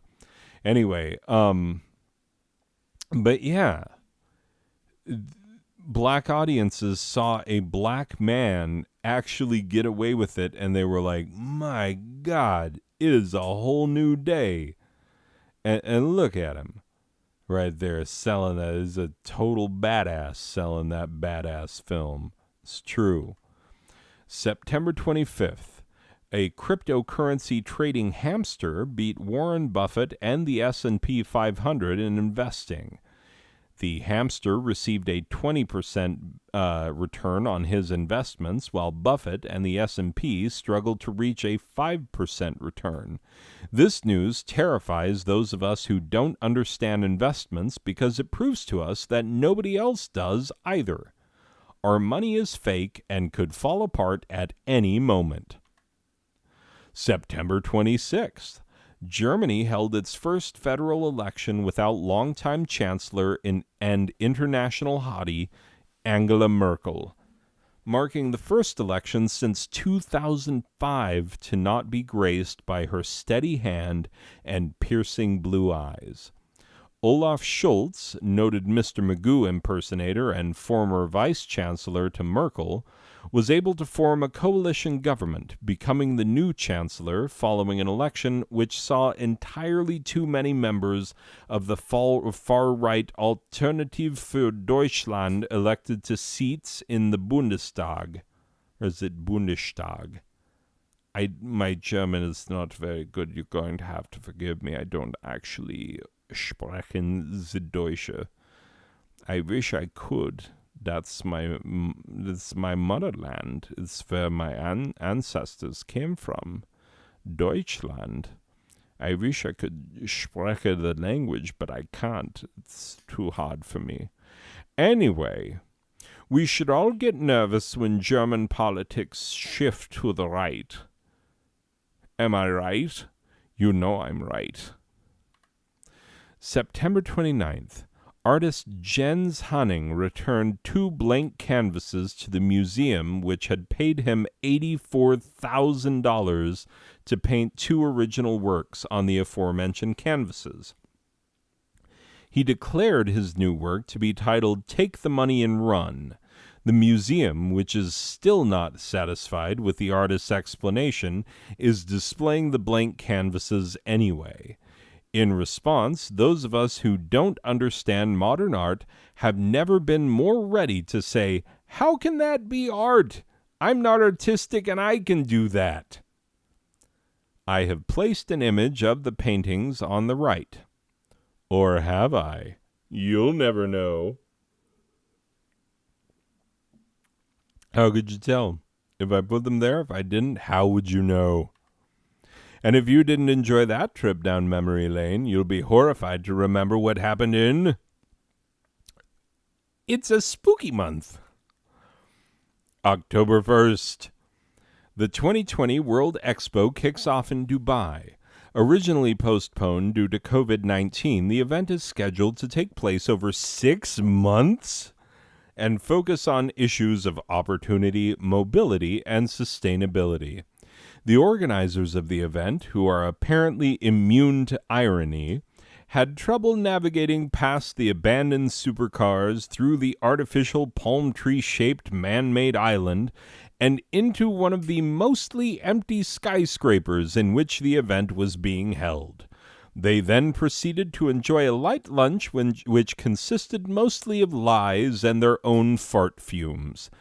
And they proceeded to enjoy light conversation about how much the room smelt like roses. Also on October 1st, a man in full ninja regalia who was brandishing a sword attempted to attack an Army Special Operations unit stationed in California. They quickly and easily tased his ass and took him into custody. The lesson, as always, is that martial arts are a great tool for discipline, but aren't really applicable wherever modern weapons are available. If you're ever magically transported back to a time when everybody's kung fu fighting, then yes, your kung fu fighting skills will get you far. But if anyone owns a freaking knife or gun or taser or anything of the sort, you're freaking done. You know what I'm saying? Like an overweight nerd with a drone could take you out these days. So martial arts, discipline, not actually useful in attack type situations. On October 3rd, the International Consortium of Investigative Journalists releases a damning report called the Pandora Papers, which confirms everything we've always thought about rich people. They're super corrupt, and they don't play by the same rules we do, and they do everything they can to not pay taxes. The papers named a number of world leaders, public officials, and billionaires, all of whom we have long suspected of being wildly corrupt without having any of the evidence to prove it. Now that we have the proof, international courts vow to keep supporting the people who brought them to power in the first place, and the wealth gap plans on growing immensely as a result. As a concerned observer, I can't help but point out the fact that guillotines still exist. Did you know that? Guillotines. It's a viable option. I'm just putting it out there. Just have we tried guillotines is all I'm saying. On October 6th, the World Health Organization fully endorses Mosquirix, the world's first malaria vaccine. This is big news if you come from one of those unfashionable poor countries where people still die from malaria in droves. I actually lived in one of those countries for a while. I lived in Cambodia. People die from malaria every day. And so this is amazing. This is wonderful. Science is incredible. They developed a malaria vaccine at the same time that we really needed a COVID vaccine. Do you understand? Like the miracle of science in which we live. Thank God for science. And when I say God, I say Emmylou Harris. Because obviously Emmylou Harris has everything to do with science. She has more to do with science than Yahweh. Anyway, moving on. October 8th, the Czech Republic holds its legislative elections, which is usually not the sort of thing you'd notice or care about, even if you live in the Czech Republic. But this year's election was marked by, and we swear we didn't contact Dave Barry to make this up for us, victories for a political alliance which is called Pirati a Starostov. I don't know what a Czech accent sounds like. Do you know what a Czech accent sounds like? Was that close? Was that in the ballpark? I have no idea. Which translates to pirates and mayors. So you could say that pirates and mayors had a big year, and while you would absolutely sound like a member of a chorus in a Gilbert and Sullivan production, you would also not be incorrect. Also, take a moment to enjoy the picture on the right. Can you guess which one is a self-identified mayor and which one is a self-identified pirate? I didn't make any of this up. This is 100% real. Pirates and mayors. I'm not kidding. It's like, thank you, reality. October 15th. Christchurch, New Zealand decided to take its wizard off the payroll. He had been receiving an annual salary of $16,000 a year since 1998. Nothing more need be said about this story, as there cannot possibly be any curiosity about it. Who is the wizard? Who cares? Does he actually think he can do magic? Why ask? How did he come to be the official wizard of Christchurch? Who knows? Why did they put him on the payroll? Why even bother asking? This story is nothing but a dull sandwich made by a dull person for their dull significant other's dull lunch at their dull job, all taken and wrapped in aluminum foil with the dull side showing. I would tell you that that's a picture of the actual wizard on the right, but I don't expect you to care, so I won't even bother telling you that. October 19th. Colin Powell, noted former chair of the Joint Chiefs of Staff and former Secretary of State, and the first black man... Hey, voice, how you doing? Not holding in there as the hours tread on and this thing gets longer and longer, and you're like, my God, I'm only in October. am I going to survive? This was a bad idea from the start, and my wife is going to have words about this. This is me, the person who, like, at step fourth wall, breaky, not Rem Pemberton, actual human with an actual wife who is going to be like, what the hell time were you up? Anyway, regardless, I'm going to be in trouble. I'm going to have questions to answer. And I don't have good answers. I'm telling you right now. Anyway, moving on. K. Colin Powell, Joint Chiefs of Staff, former Secretary of State, and the first black man to hold both positions, passed away at 84. He served under what we naively thought were some of the worst presidents we'd ever see in our lifetimes. Reagan, Bush, Clinton, and Bush II, revenge of the son of Bush. Powell was known for upholding his office with an air of dignity and class that none of his commanders-in-chief could ever achieve. Many thought that he would one day run for president, but alas, we are doomed to constantly choose between delusional people who think they are actually qualified for the job, not humbly qualified people who know well enough to know that they aren't. October 22nd, actor Peter Scolari, whose career included numerous film and TV credits, as well as successful runs in the hit Broadway shows Hairspray, Wicked, and Bronx Bombers, outlived his allotted days on Earth, but will apparently never outlive the fact that he was the other guy, the one who wasn't Tom Hanks in Bosom Buddies. There will never be another human being quite so famous for not being Tom Hanks. October 22nd, Spanish authors Antonio Mercero, the Spanish authors Antonio Mercero, Agustin Martinez, and Jorge Diaz shocked the world when they revealed that the reclusive mystery author Carmen Mola, with not even... Look, I spent the summer in España. This is how they talk in España. I was in Barcelona. And so now I have this accent and it's very sexy. Oh, it's so sexy when people speak like this. Hello, you. I see you over there at the bar looking at me. Yes, I would like to buy you a drink. Anyway, K. They shocked the world when they revealed that reclusive mystery author Carmen Mola was not even a real person, but was, in fact, the invention of the aforementioned authors, all of whom wrote novels in Mola's name and contributed to the fabrication of Mola's entire existence. Okay, stop it with the stupid lisp. I already have a lisp. Anyway, regardless.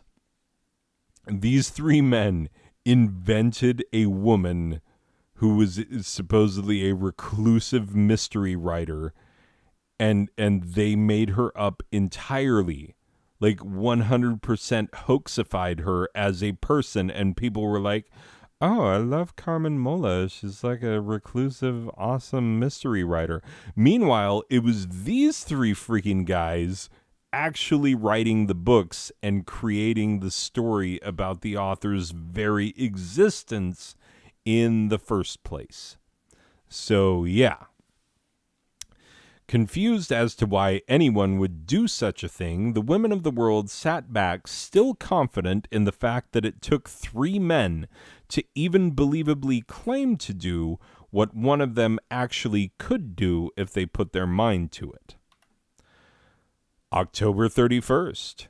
While they mostly stayed home in 2020 due to COVID concerns, the nation's sexy women took to the streets once more on Halloween 2021. While the nation's sexy women urged the rest of us not to judge them for how they dress on this, the sluttiest night of the Gregorian calendar, and most of us didn't, the nation's perverts continued to do what they always do. Appreciate the one night of the year in which they can get all their needs met without needing an internet connection. This year's Sexy Versions of Otherwise Innocuous Things competition included many odd entrants, such as the following. Sexy Ronald McDonald, because there's nothing quite like being horrified and turned on at the same time. This costume has been awarded the Sean Locke Memorial Award for Most Challenging Wank. Wait a minute. I didn't say that Sean Locke passed away. Sean Locke died in 2021. He's a hilarious comedian. He's great. Why don't I have Sean Locke on the list? Braxton, Sean Locke. He did 8 out of 10 Cats Does Countdown. He's hilarious. He's amazing. Anyway, Sean Locke. Highly recommended. Sexy Play-Doh. Oh, and I'm the weird one for trying to roll you into a ball between my hands. Sexy Corn. But you won't go the extra step and roll yourself in salt and butter. Pass.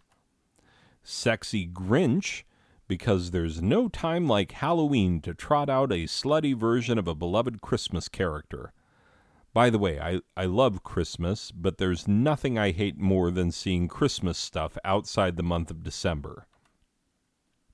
Sexy Snapchat Filter, because we should all be forced to see the real-world version of the web-based thing we didn't want to see in the first place. Also, I'm only, reasonably certain that this is Snapchat. Is that WhatsApp? I don't know. I don't have any of those. But I know that Snapchat lets you put a dog face on your face, so I went with it. Sexy Inflatable Sex Doll, because Inception, that's why. And sexy whatever the frick this is. The costume description reads, Bar Club DS DJ Singer Top Go-Go Dance Hi-Hat Sexy Costumes Cosplay Weird. So I still have no idea what this is, and I'm afraid to ask. Fun fact, the costume description, and this is true, I found this costume online. I looked it up. I was like, what the hell is this? But it says it's unisex. So guys, Halloween next year? Okay, note. If you think I'm slut-shaming just because these women are showing off their bodies, I'm not. I'm all for women's right to wear what they want without having to endure the slings and arrows of rape culture, but these costumes are, number one, objectively ridiculous. Number two, all appear in the Google image search results when you type weird, sexy costumes into the Google image search bar. And number three, most of these costumes include both the words sexy and the word weird in their respective descriptions on the websites that sell them. Call things what they are and live your life, but don't be surprised when other people call things what they are as well. And if you thought that was a load of hooey, it was nothing compared to what happened in November. November 1st. Despite a brief period in which we all decided, hey, we can all start acting like this thing is over, right? The number of confirmed global deaths due to COVID-19 surpassed 5 million. Congressional Republicans were quoted as saying, "Good thing I got the vaccine literally as soon as it was humanly possible to do so, and then spent the last 4 months convincing my constituents that the vaccine is a devil serum that will swell their testicles to basketball size and give Bill Gates the power to track them electronically." Congressional Democrats, on the other hand, despite enjoying a rare majority, failed at accomplishing anything in such a way that it made failure look like their intended goal. And God just sat in his heaven and acted like his shit didn't stink either. That's what I'm saying. Moving on. On November 7th, beloved actor Dean Stockwell died at age 85, stranding Scott Bakula in the body of a black man sitting at a whites-only lunch counter during segregation, which was an actual episode. And by the way, not only was it an actual episode, it was the default ending of every episode for which they had not already filmed the opening scene of the next episode, if you know what I'm talking about. Because every episode Scott Bakula ends up in a different body in another time and place, and he's someone new and trying to accomplish something new for that person, and so that he could quantum leap again, hence the name of the show. And like whenever they didn't have the beginning of the next episode, which is how every episode ended, was showing the beginning of the next episode, showing what the next leap, what the next quantum leap was going to be. The stock one that they would always use was him as a black man sitting at a whites-only lunch counter in the South during segregation. Fact. You could check me on that. I have watched Quantum Leap. It is fantastic, and I love it, but that is true. In retrospect, we never gave Quantum Leap enough credit for taking on hard issues. I mean, in one episode, Al literally tells Sam to look in the mirror, and he sees himself in the body of a chubby special needs kid. True. Like Down syndrome kid. Then they proceeded to carry the rest of the episode with tact and care, teaching valuable lessons along the way. Honestly, why didn't we just give that show all the Emmys? It's like, oh, Quantum Leap exists? Let's give it all the Emmys. For real. On November 9th, former Georgia senator and veteran who lost 3 limbs in the Vietnam War, Max Cleland, passed away in his Atlanta, Georgia home. Cleland was the recipient of both the Silver and Bronze Stars for valorous actions in combat. He was also the recipient of vicious ad hominem attacks from his Republican opponents. In a 100% real attack ad, Saxby Chambliss openly questioned Cleland's patriotism and also showed the senator's picture alongside images of Osama bin Laden and Saddam Hussein. This is true. This is factually accurate. That happened. Like, oh, I don't know if this guy's a patriot. He gave, like, 2/3 of his body to America. Like, come on. Hold the frick up. Anyway. Yeah. So if Donald Trump knew who Cleland was, and he probably didn't, he likely would have stated that he preferred veterans who kept their arms and legs. You know, like he did with John McCain. Like, oh, I like guys who didn't get captured. Oh, my God. We elected that guy. We almost elected that guy twice. What the hell is wrong with us? On November 14th, after assuming that such things were simply mythical tales from the Bible, Egyptians were surprised to be smitten by a plague of scorpions, which killed 3 and injured hundreds more. The scorpions were roused from their hidey holes and sent to inflict torture on Egypt when heavy dust storms hit the area earlier in the week. Here in Arizona, we just accept scorpions as part of our everyday lives and try our best not to step on them. That's actually true. November 21st, Chile holds its general election.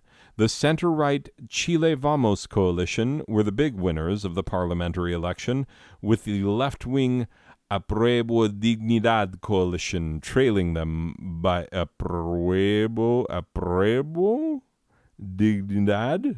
Am I saying that even remotely correctly? Coalition trailing them by nearly 5% in terms of legislative seats won. Of course, the main event was the presidential election, in which the left-wing Convergencia Social candidate Gabriel Boric, pictured on the right with a clear Billy Mays-esque dye job on both his hair and beard, soundly defeated the radical right-wing candidate Jose Antonio Cast. On November 25th, in a move that some have termed cute, Great Britain finally got around to surpassing the 10 million mark when it comes to confirmed COVID-19 cases. Of course, the United States passed that mark more than a year before Great Britain even got around to copycatting it. USA! USA! USA! Wait, are there still enough of us left alive to chant? Who cares? USA! USA! November 25th.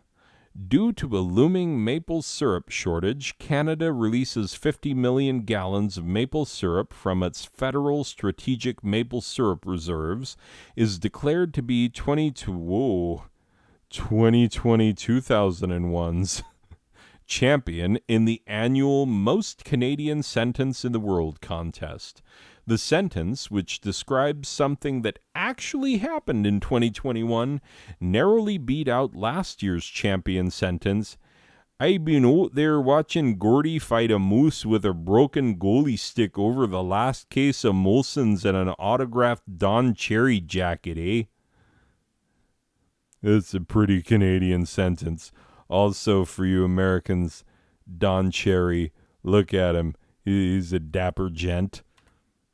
And he doesn't like European players or face masks. We know this. Anyway, November 20th, he thinks European players are soft. That's just trust that it's a Canadian thing that Canadians will understand, like poutine. Anyway, November 26th, Stephen Sondheim, an absolute legend of a human being whom we all suspected of being some sort of demigod sent from Olympus to bless us all, passed away at age 91. Sondheim's musicals include many of your favorites: West Side Story, which he wrote lyrics to. He didn't write the music to, but he did write the lyrics to.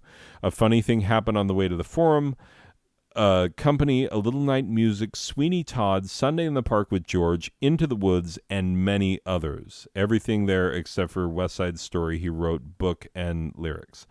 Or music and lyrics. Sorry. And his impact on Broadway cannot be calculated. Sondheim's musicals also gave several Broadway greats their best-known and loved roles, including but not limited to Bernadette Peters, Mandy Patinkin, Patti LuPone, Elaine Stritch, Merle Louise, and too many others to name.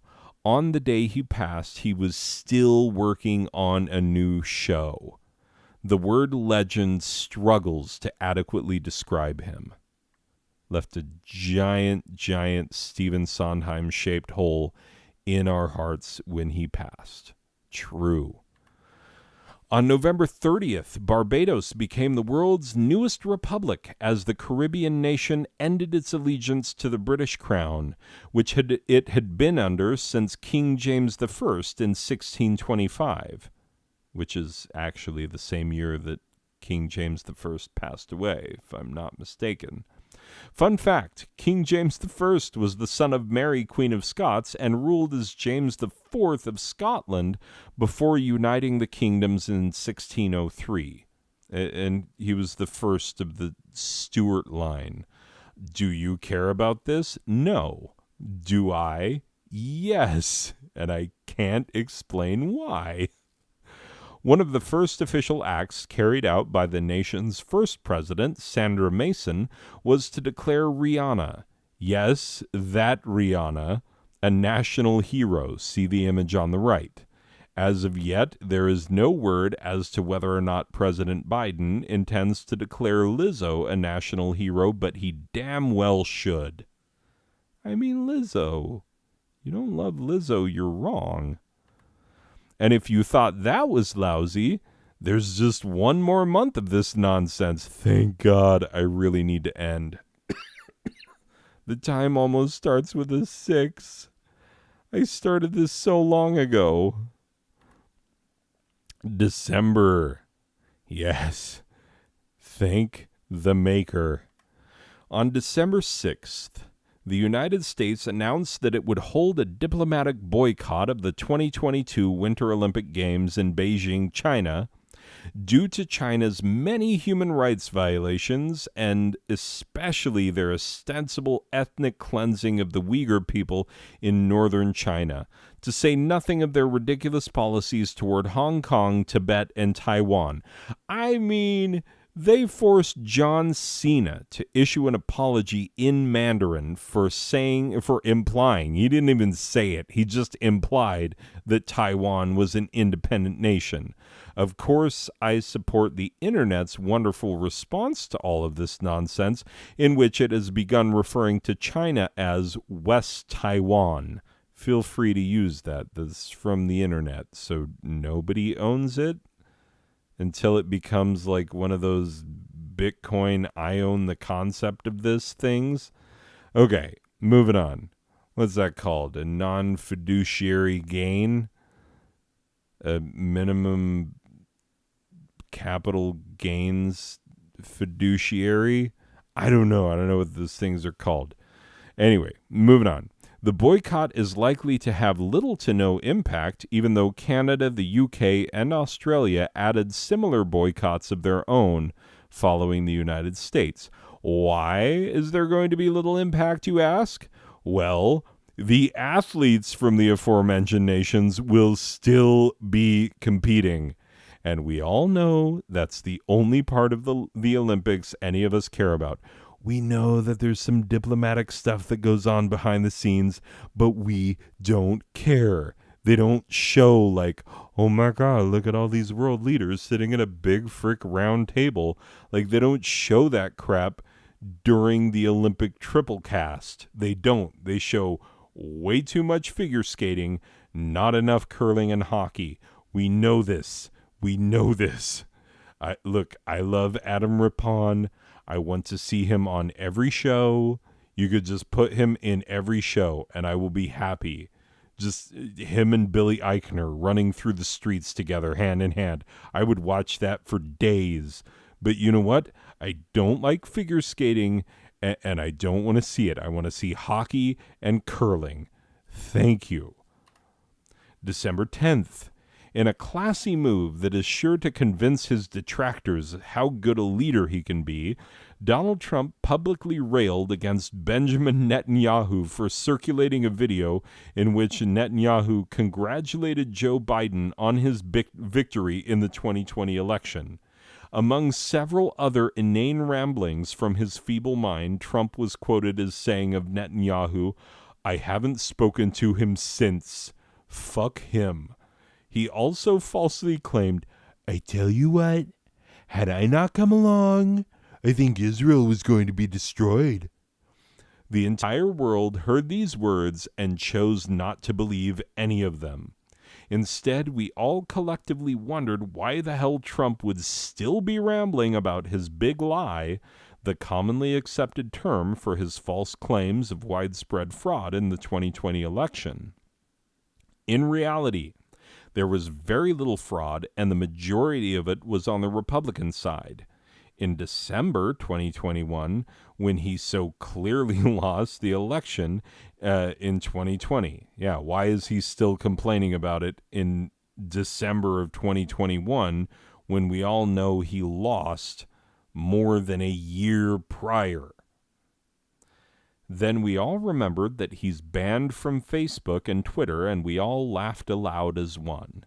Oh yes, we all shared a hearty chortle. December 11th, Anne Rice, the prolific novelist and author of the Vampire Chronicles, every volume of which is a zillion times more interesting and coherent than any of the Twilight novels, passed away at age 80.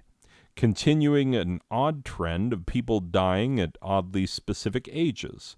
Charlie Watts at 80, Markie Post at 70, D.T. Thomas at 70, Michael Collins 90, DMX 50, G. Gordon Liddy 90, Jessica Walter 80, Rush Limbaugh 70, Jessica McClintock 90, George P. Schultz 100, Sir Thomas More 100, and Desmond Tutu 90. One would almost suspect a conspiracy to end notable lives at ages which are divisible by 10. In addition to her vampire fiction, Rice also wrote historical fiction, Christian historical fiction, fantasy, and she even wrote a quartet of erotic novels so lewd they make E.L. James, author of 50 Shades of Grey, look like Emily Post. They're called the Sleeping Beauty Quartet, published under the pseudonym A.N. Roquelaire. I speak the French, clearly. Roquelaire. For those who are interested. But seriously, those books are dirty, filthy. Like a fellow librarian, when I was a librarian briefly in a public library, was like, yeah, you can tell that people are just sort of going with trends when they check out 50 Shades of Grey, but when they check out any of the Sleeping Beauty Quartet, you can tell that they are into some serious kink. Like, and I was like, oh, really? And they're like, yeah. And I was like, well, I did read that Anne Rice novel in which freaking sexually active eunuchs, castrati, the tenors who sing with the very high voices because they're castrated. This is a practice back in, times when you could chop off a boy's huevos and people would be like, yeah, to preserve his unnaturally high voice. Yeah. Anyway, apparently women enjoyed having these castrati around because you could have sex with them all day and they wouldn't ever get you pregnant. So she wrote that book. So when I was told like, oh yeah, she wrote some filthy stuff, I'm like, it makes sense. Makes sense. I don't remember the name of that book, like Voices to Heaven or something like that. Anyway, regardless, crazy stuff. Read some Anne Rice. It's good for you. Interview with a Vampire at the very least. December 20th, 2021. On this date in 1996, 25 years ago to the day, I saw Weezer perform live at the Electric Ballroom in Tempe, Arizona, my first concert ever. They were touring in support of their album Pinkerton, which true fans will remember was critically panned at the time. It was named one of the year's worst by the often wrong Rolling Stone magazine. But fans loved every freaking track. We knew what was happening. Critics have since come to realize how wrong they were, and Pinkerton is now widely considered Weezer's best album, though I still prefer the Blue Album because it's the one that cracked my mind open like an egg and said, other things are possible. Please discover music. And I was like, yes, mighty overlords, I will discover all the great music in the universe. Thank you. And it was all because of Weezer. Like, we all have our light switch that turns us on to the possibilities in the world.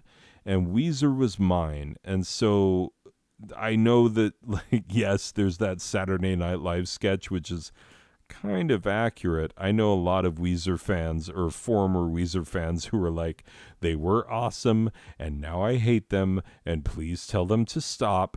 But like, I'm like, they can do no wrong in my eyes, honestly.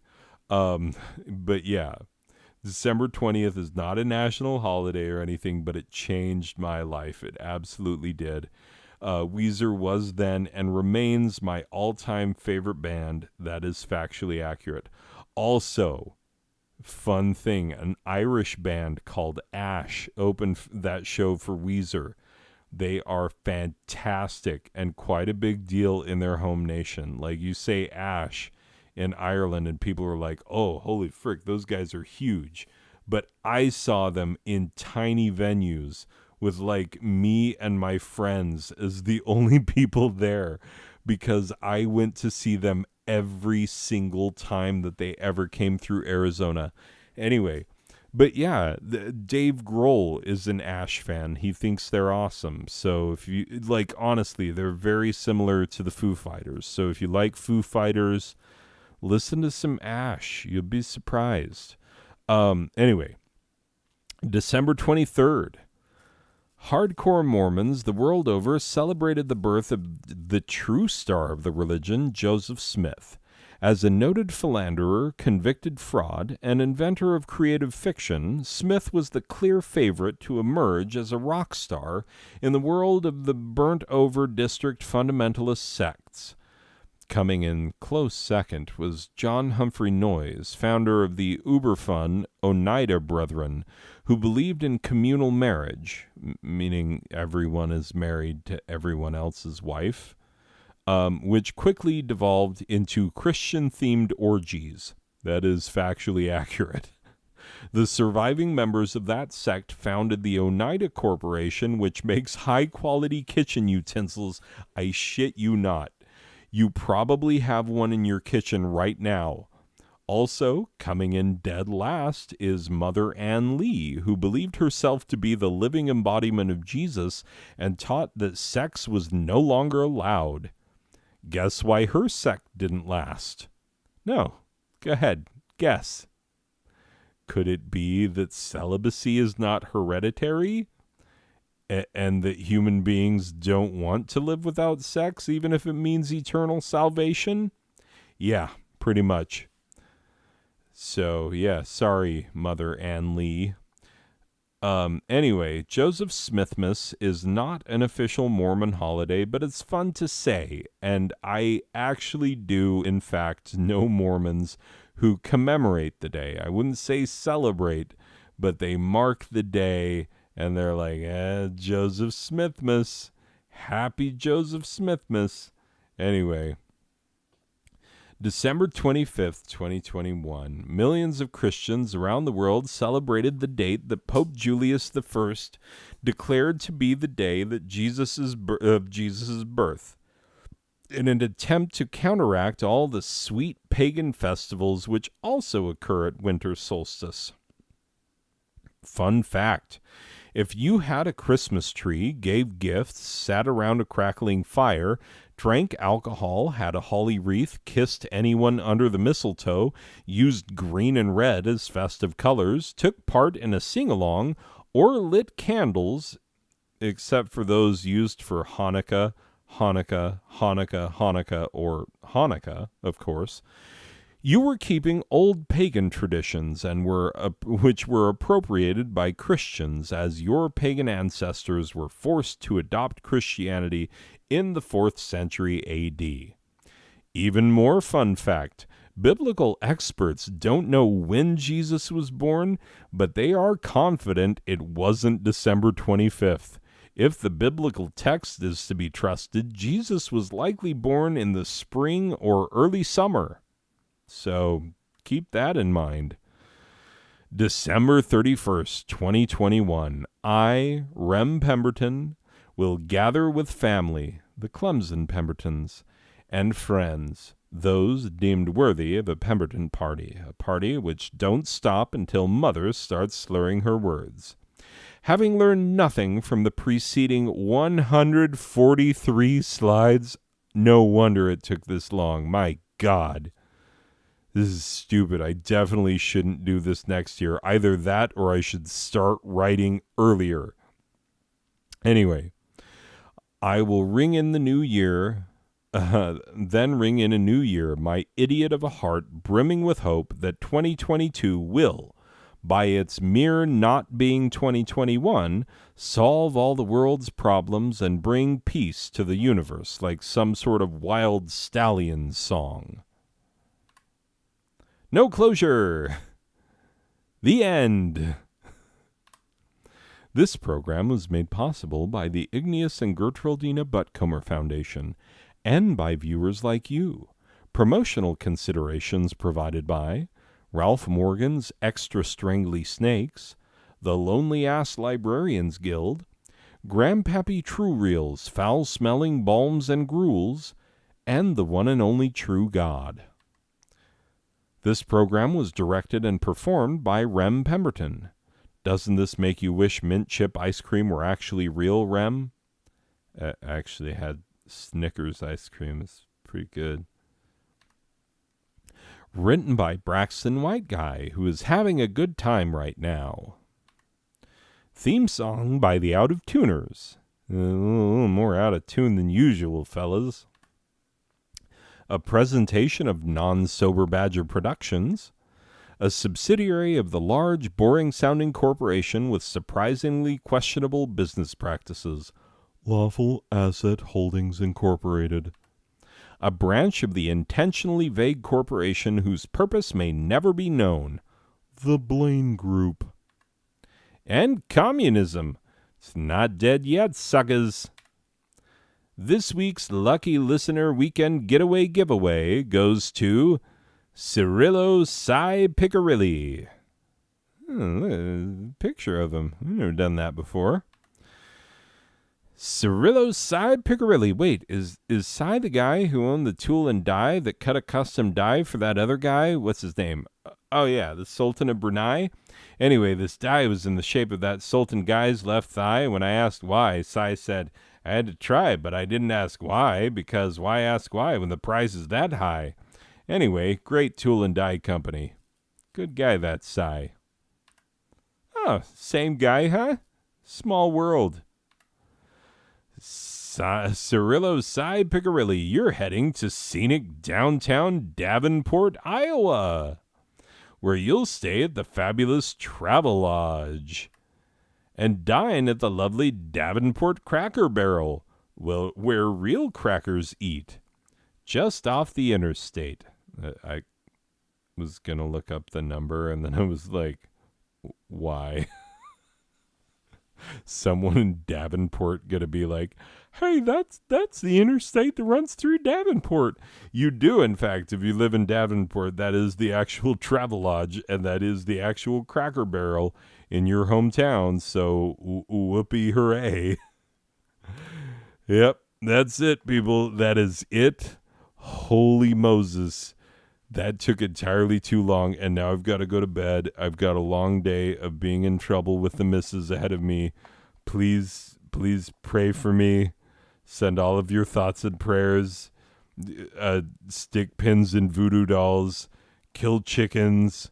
Freaking burn incense. Whatever it is you do religiously, do some of that. We'll see. We'll see if any of it works. All right, people, that's it for this one. I will see you in the next one. Okay. Bye.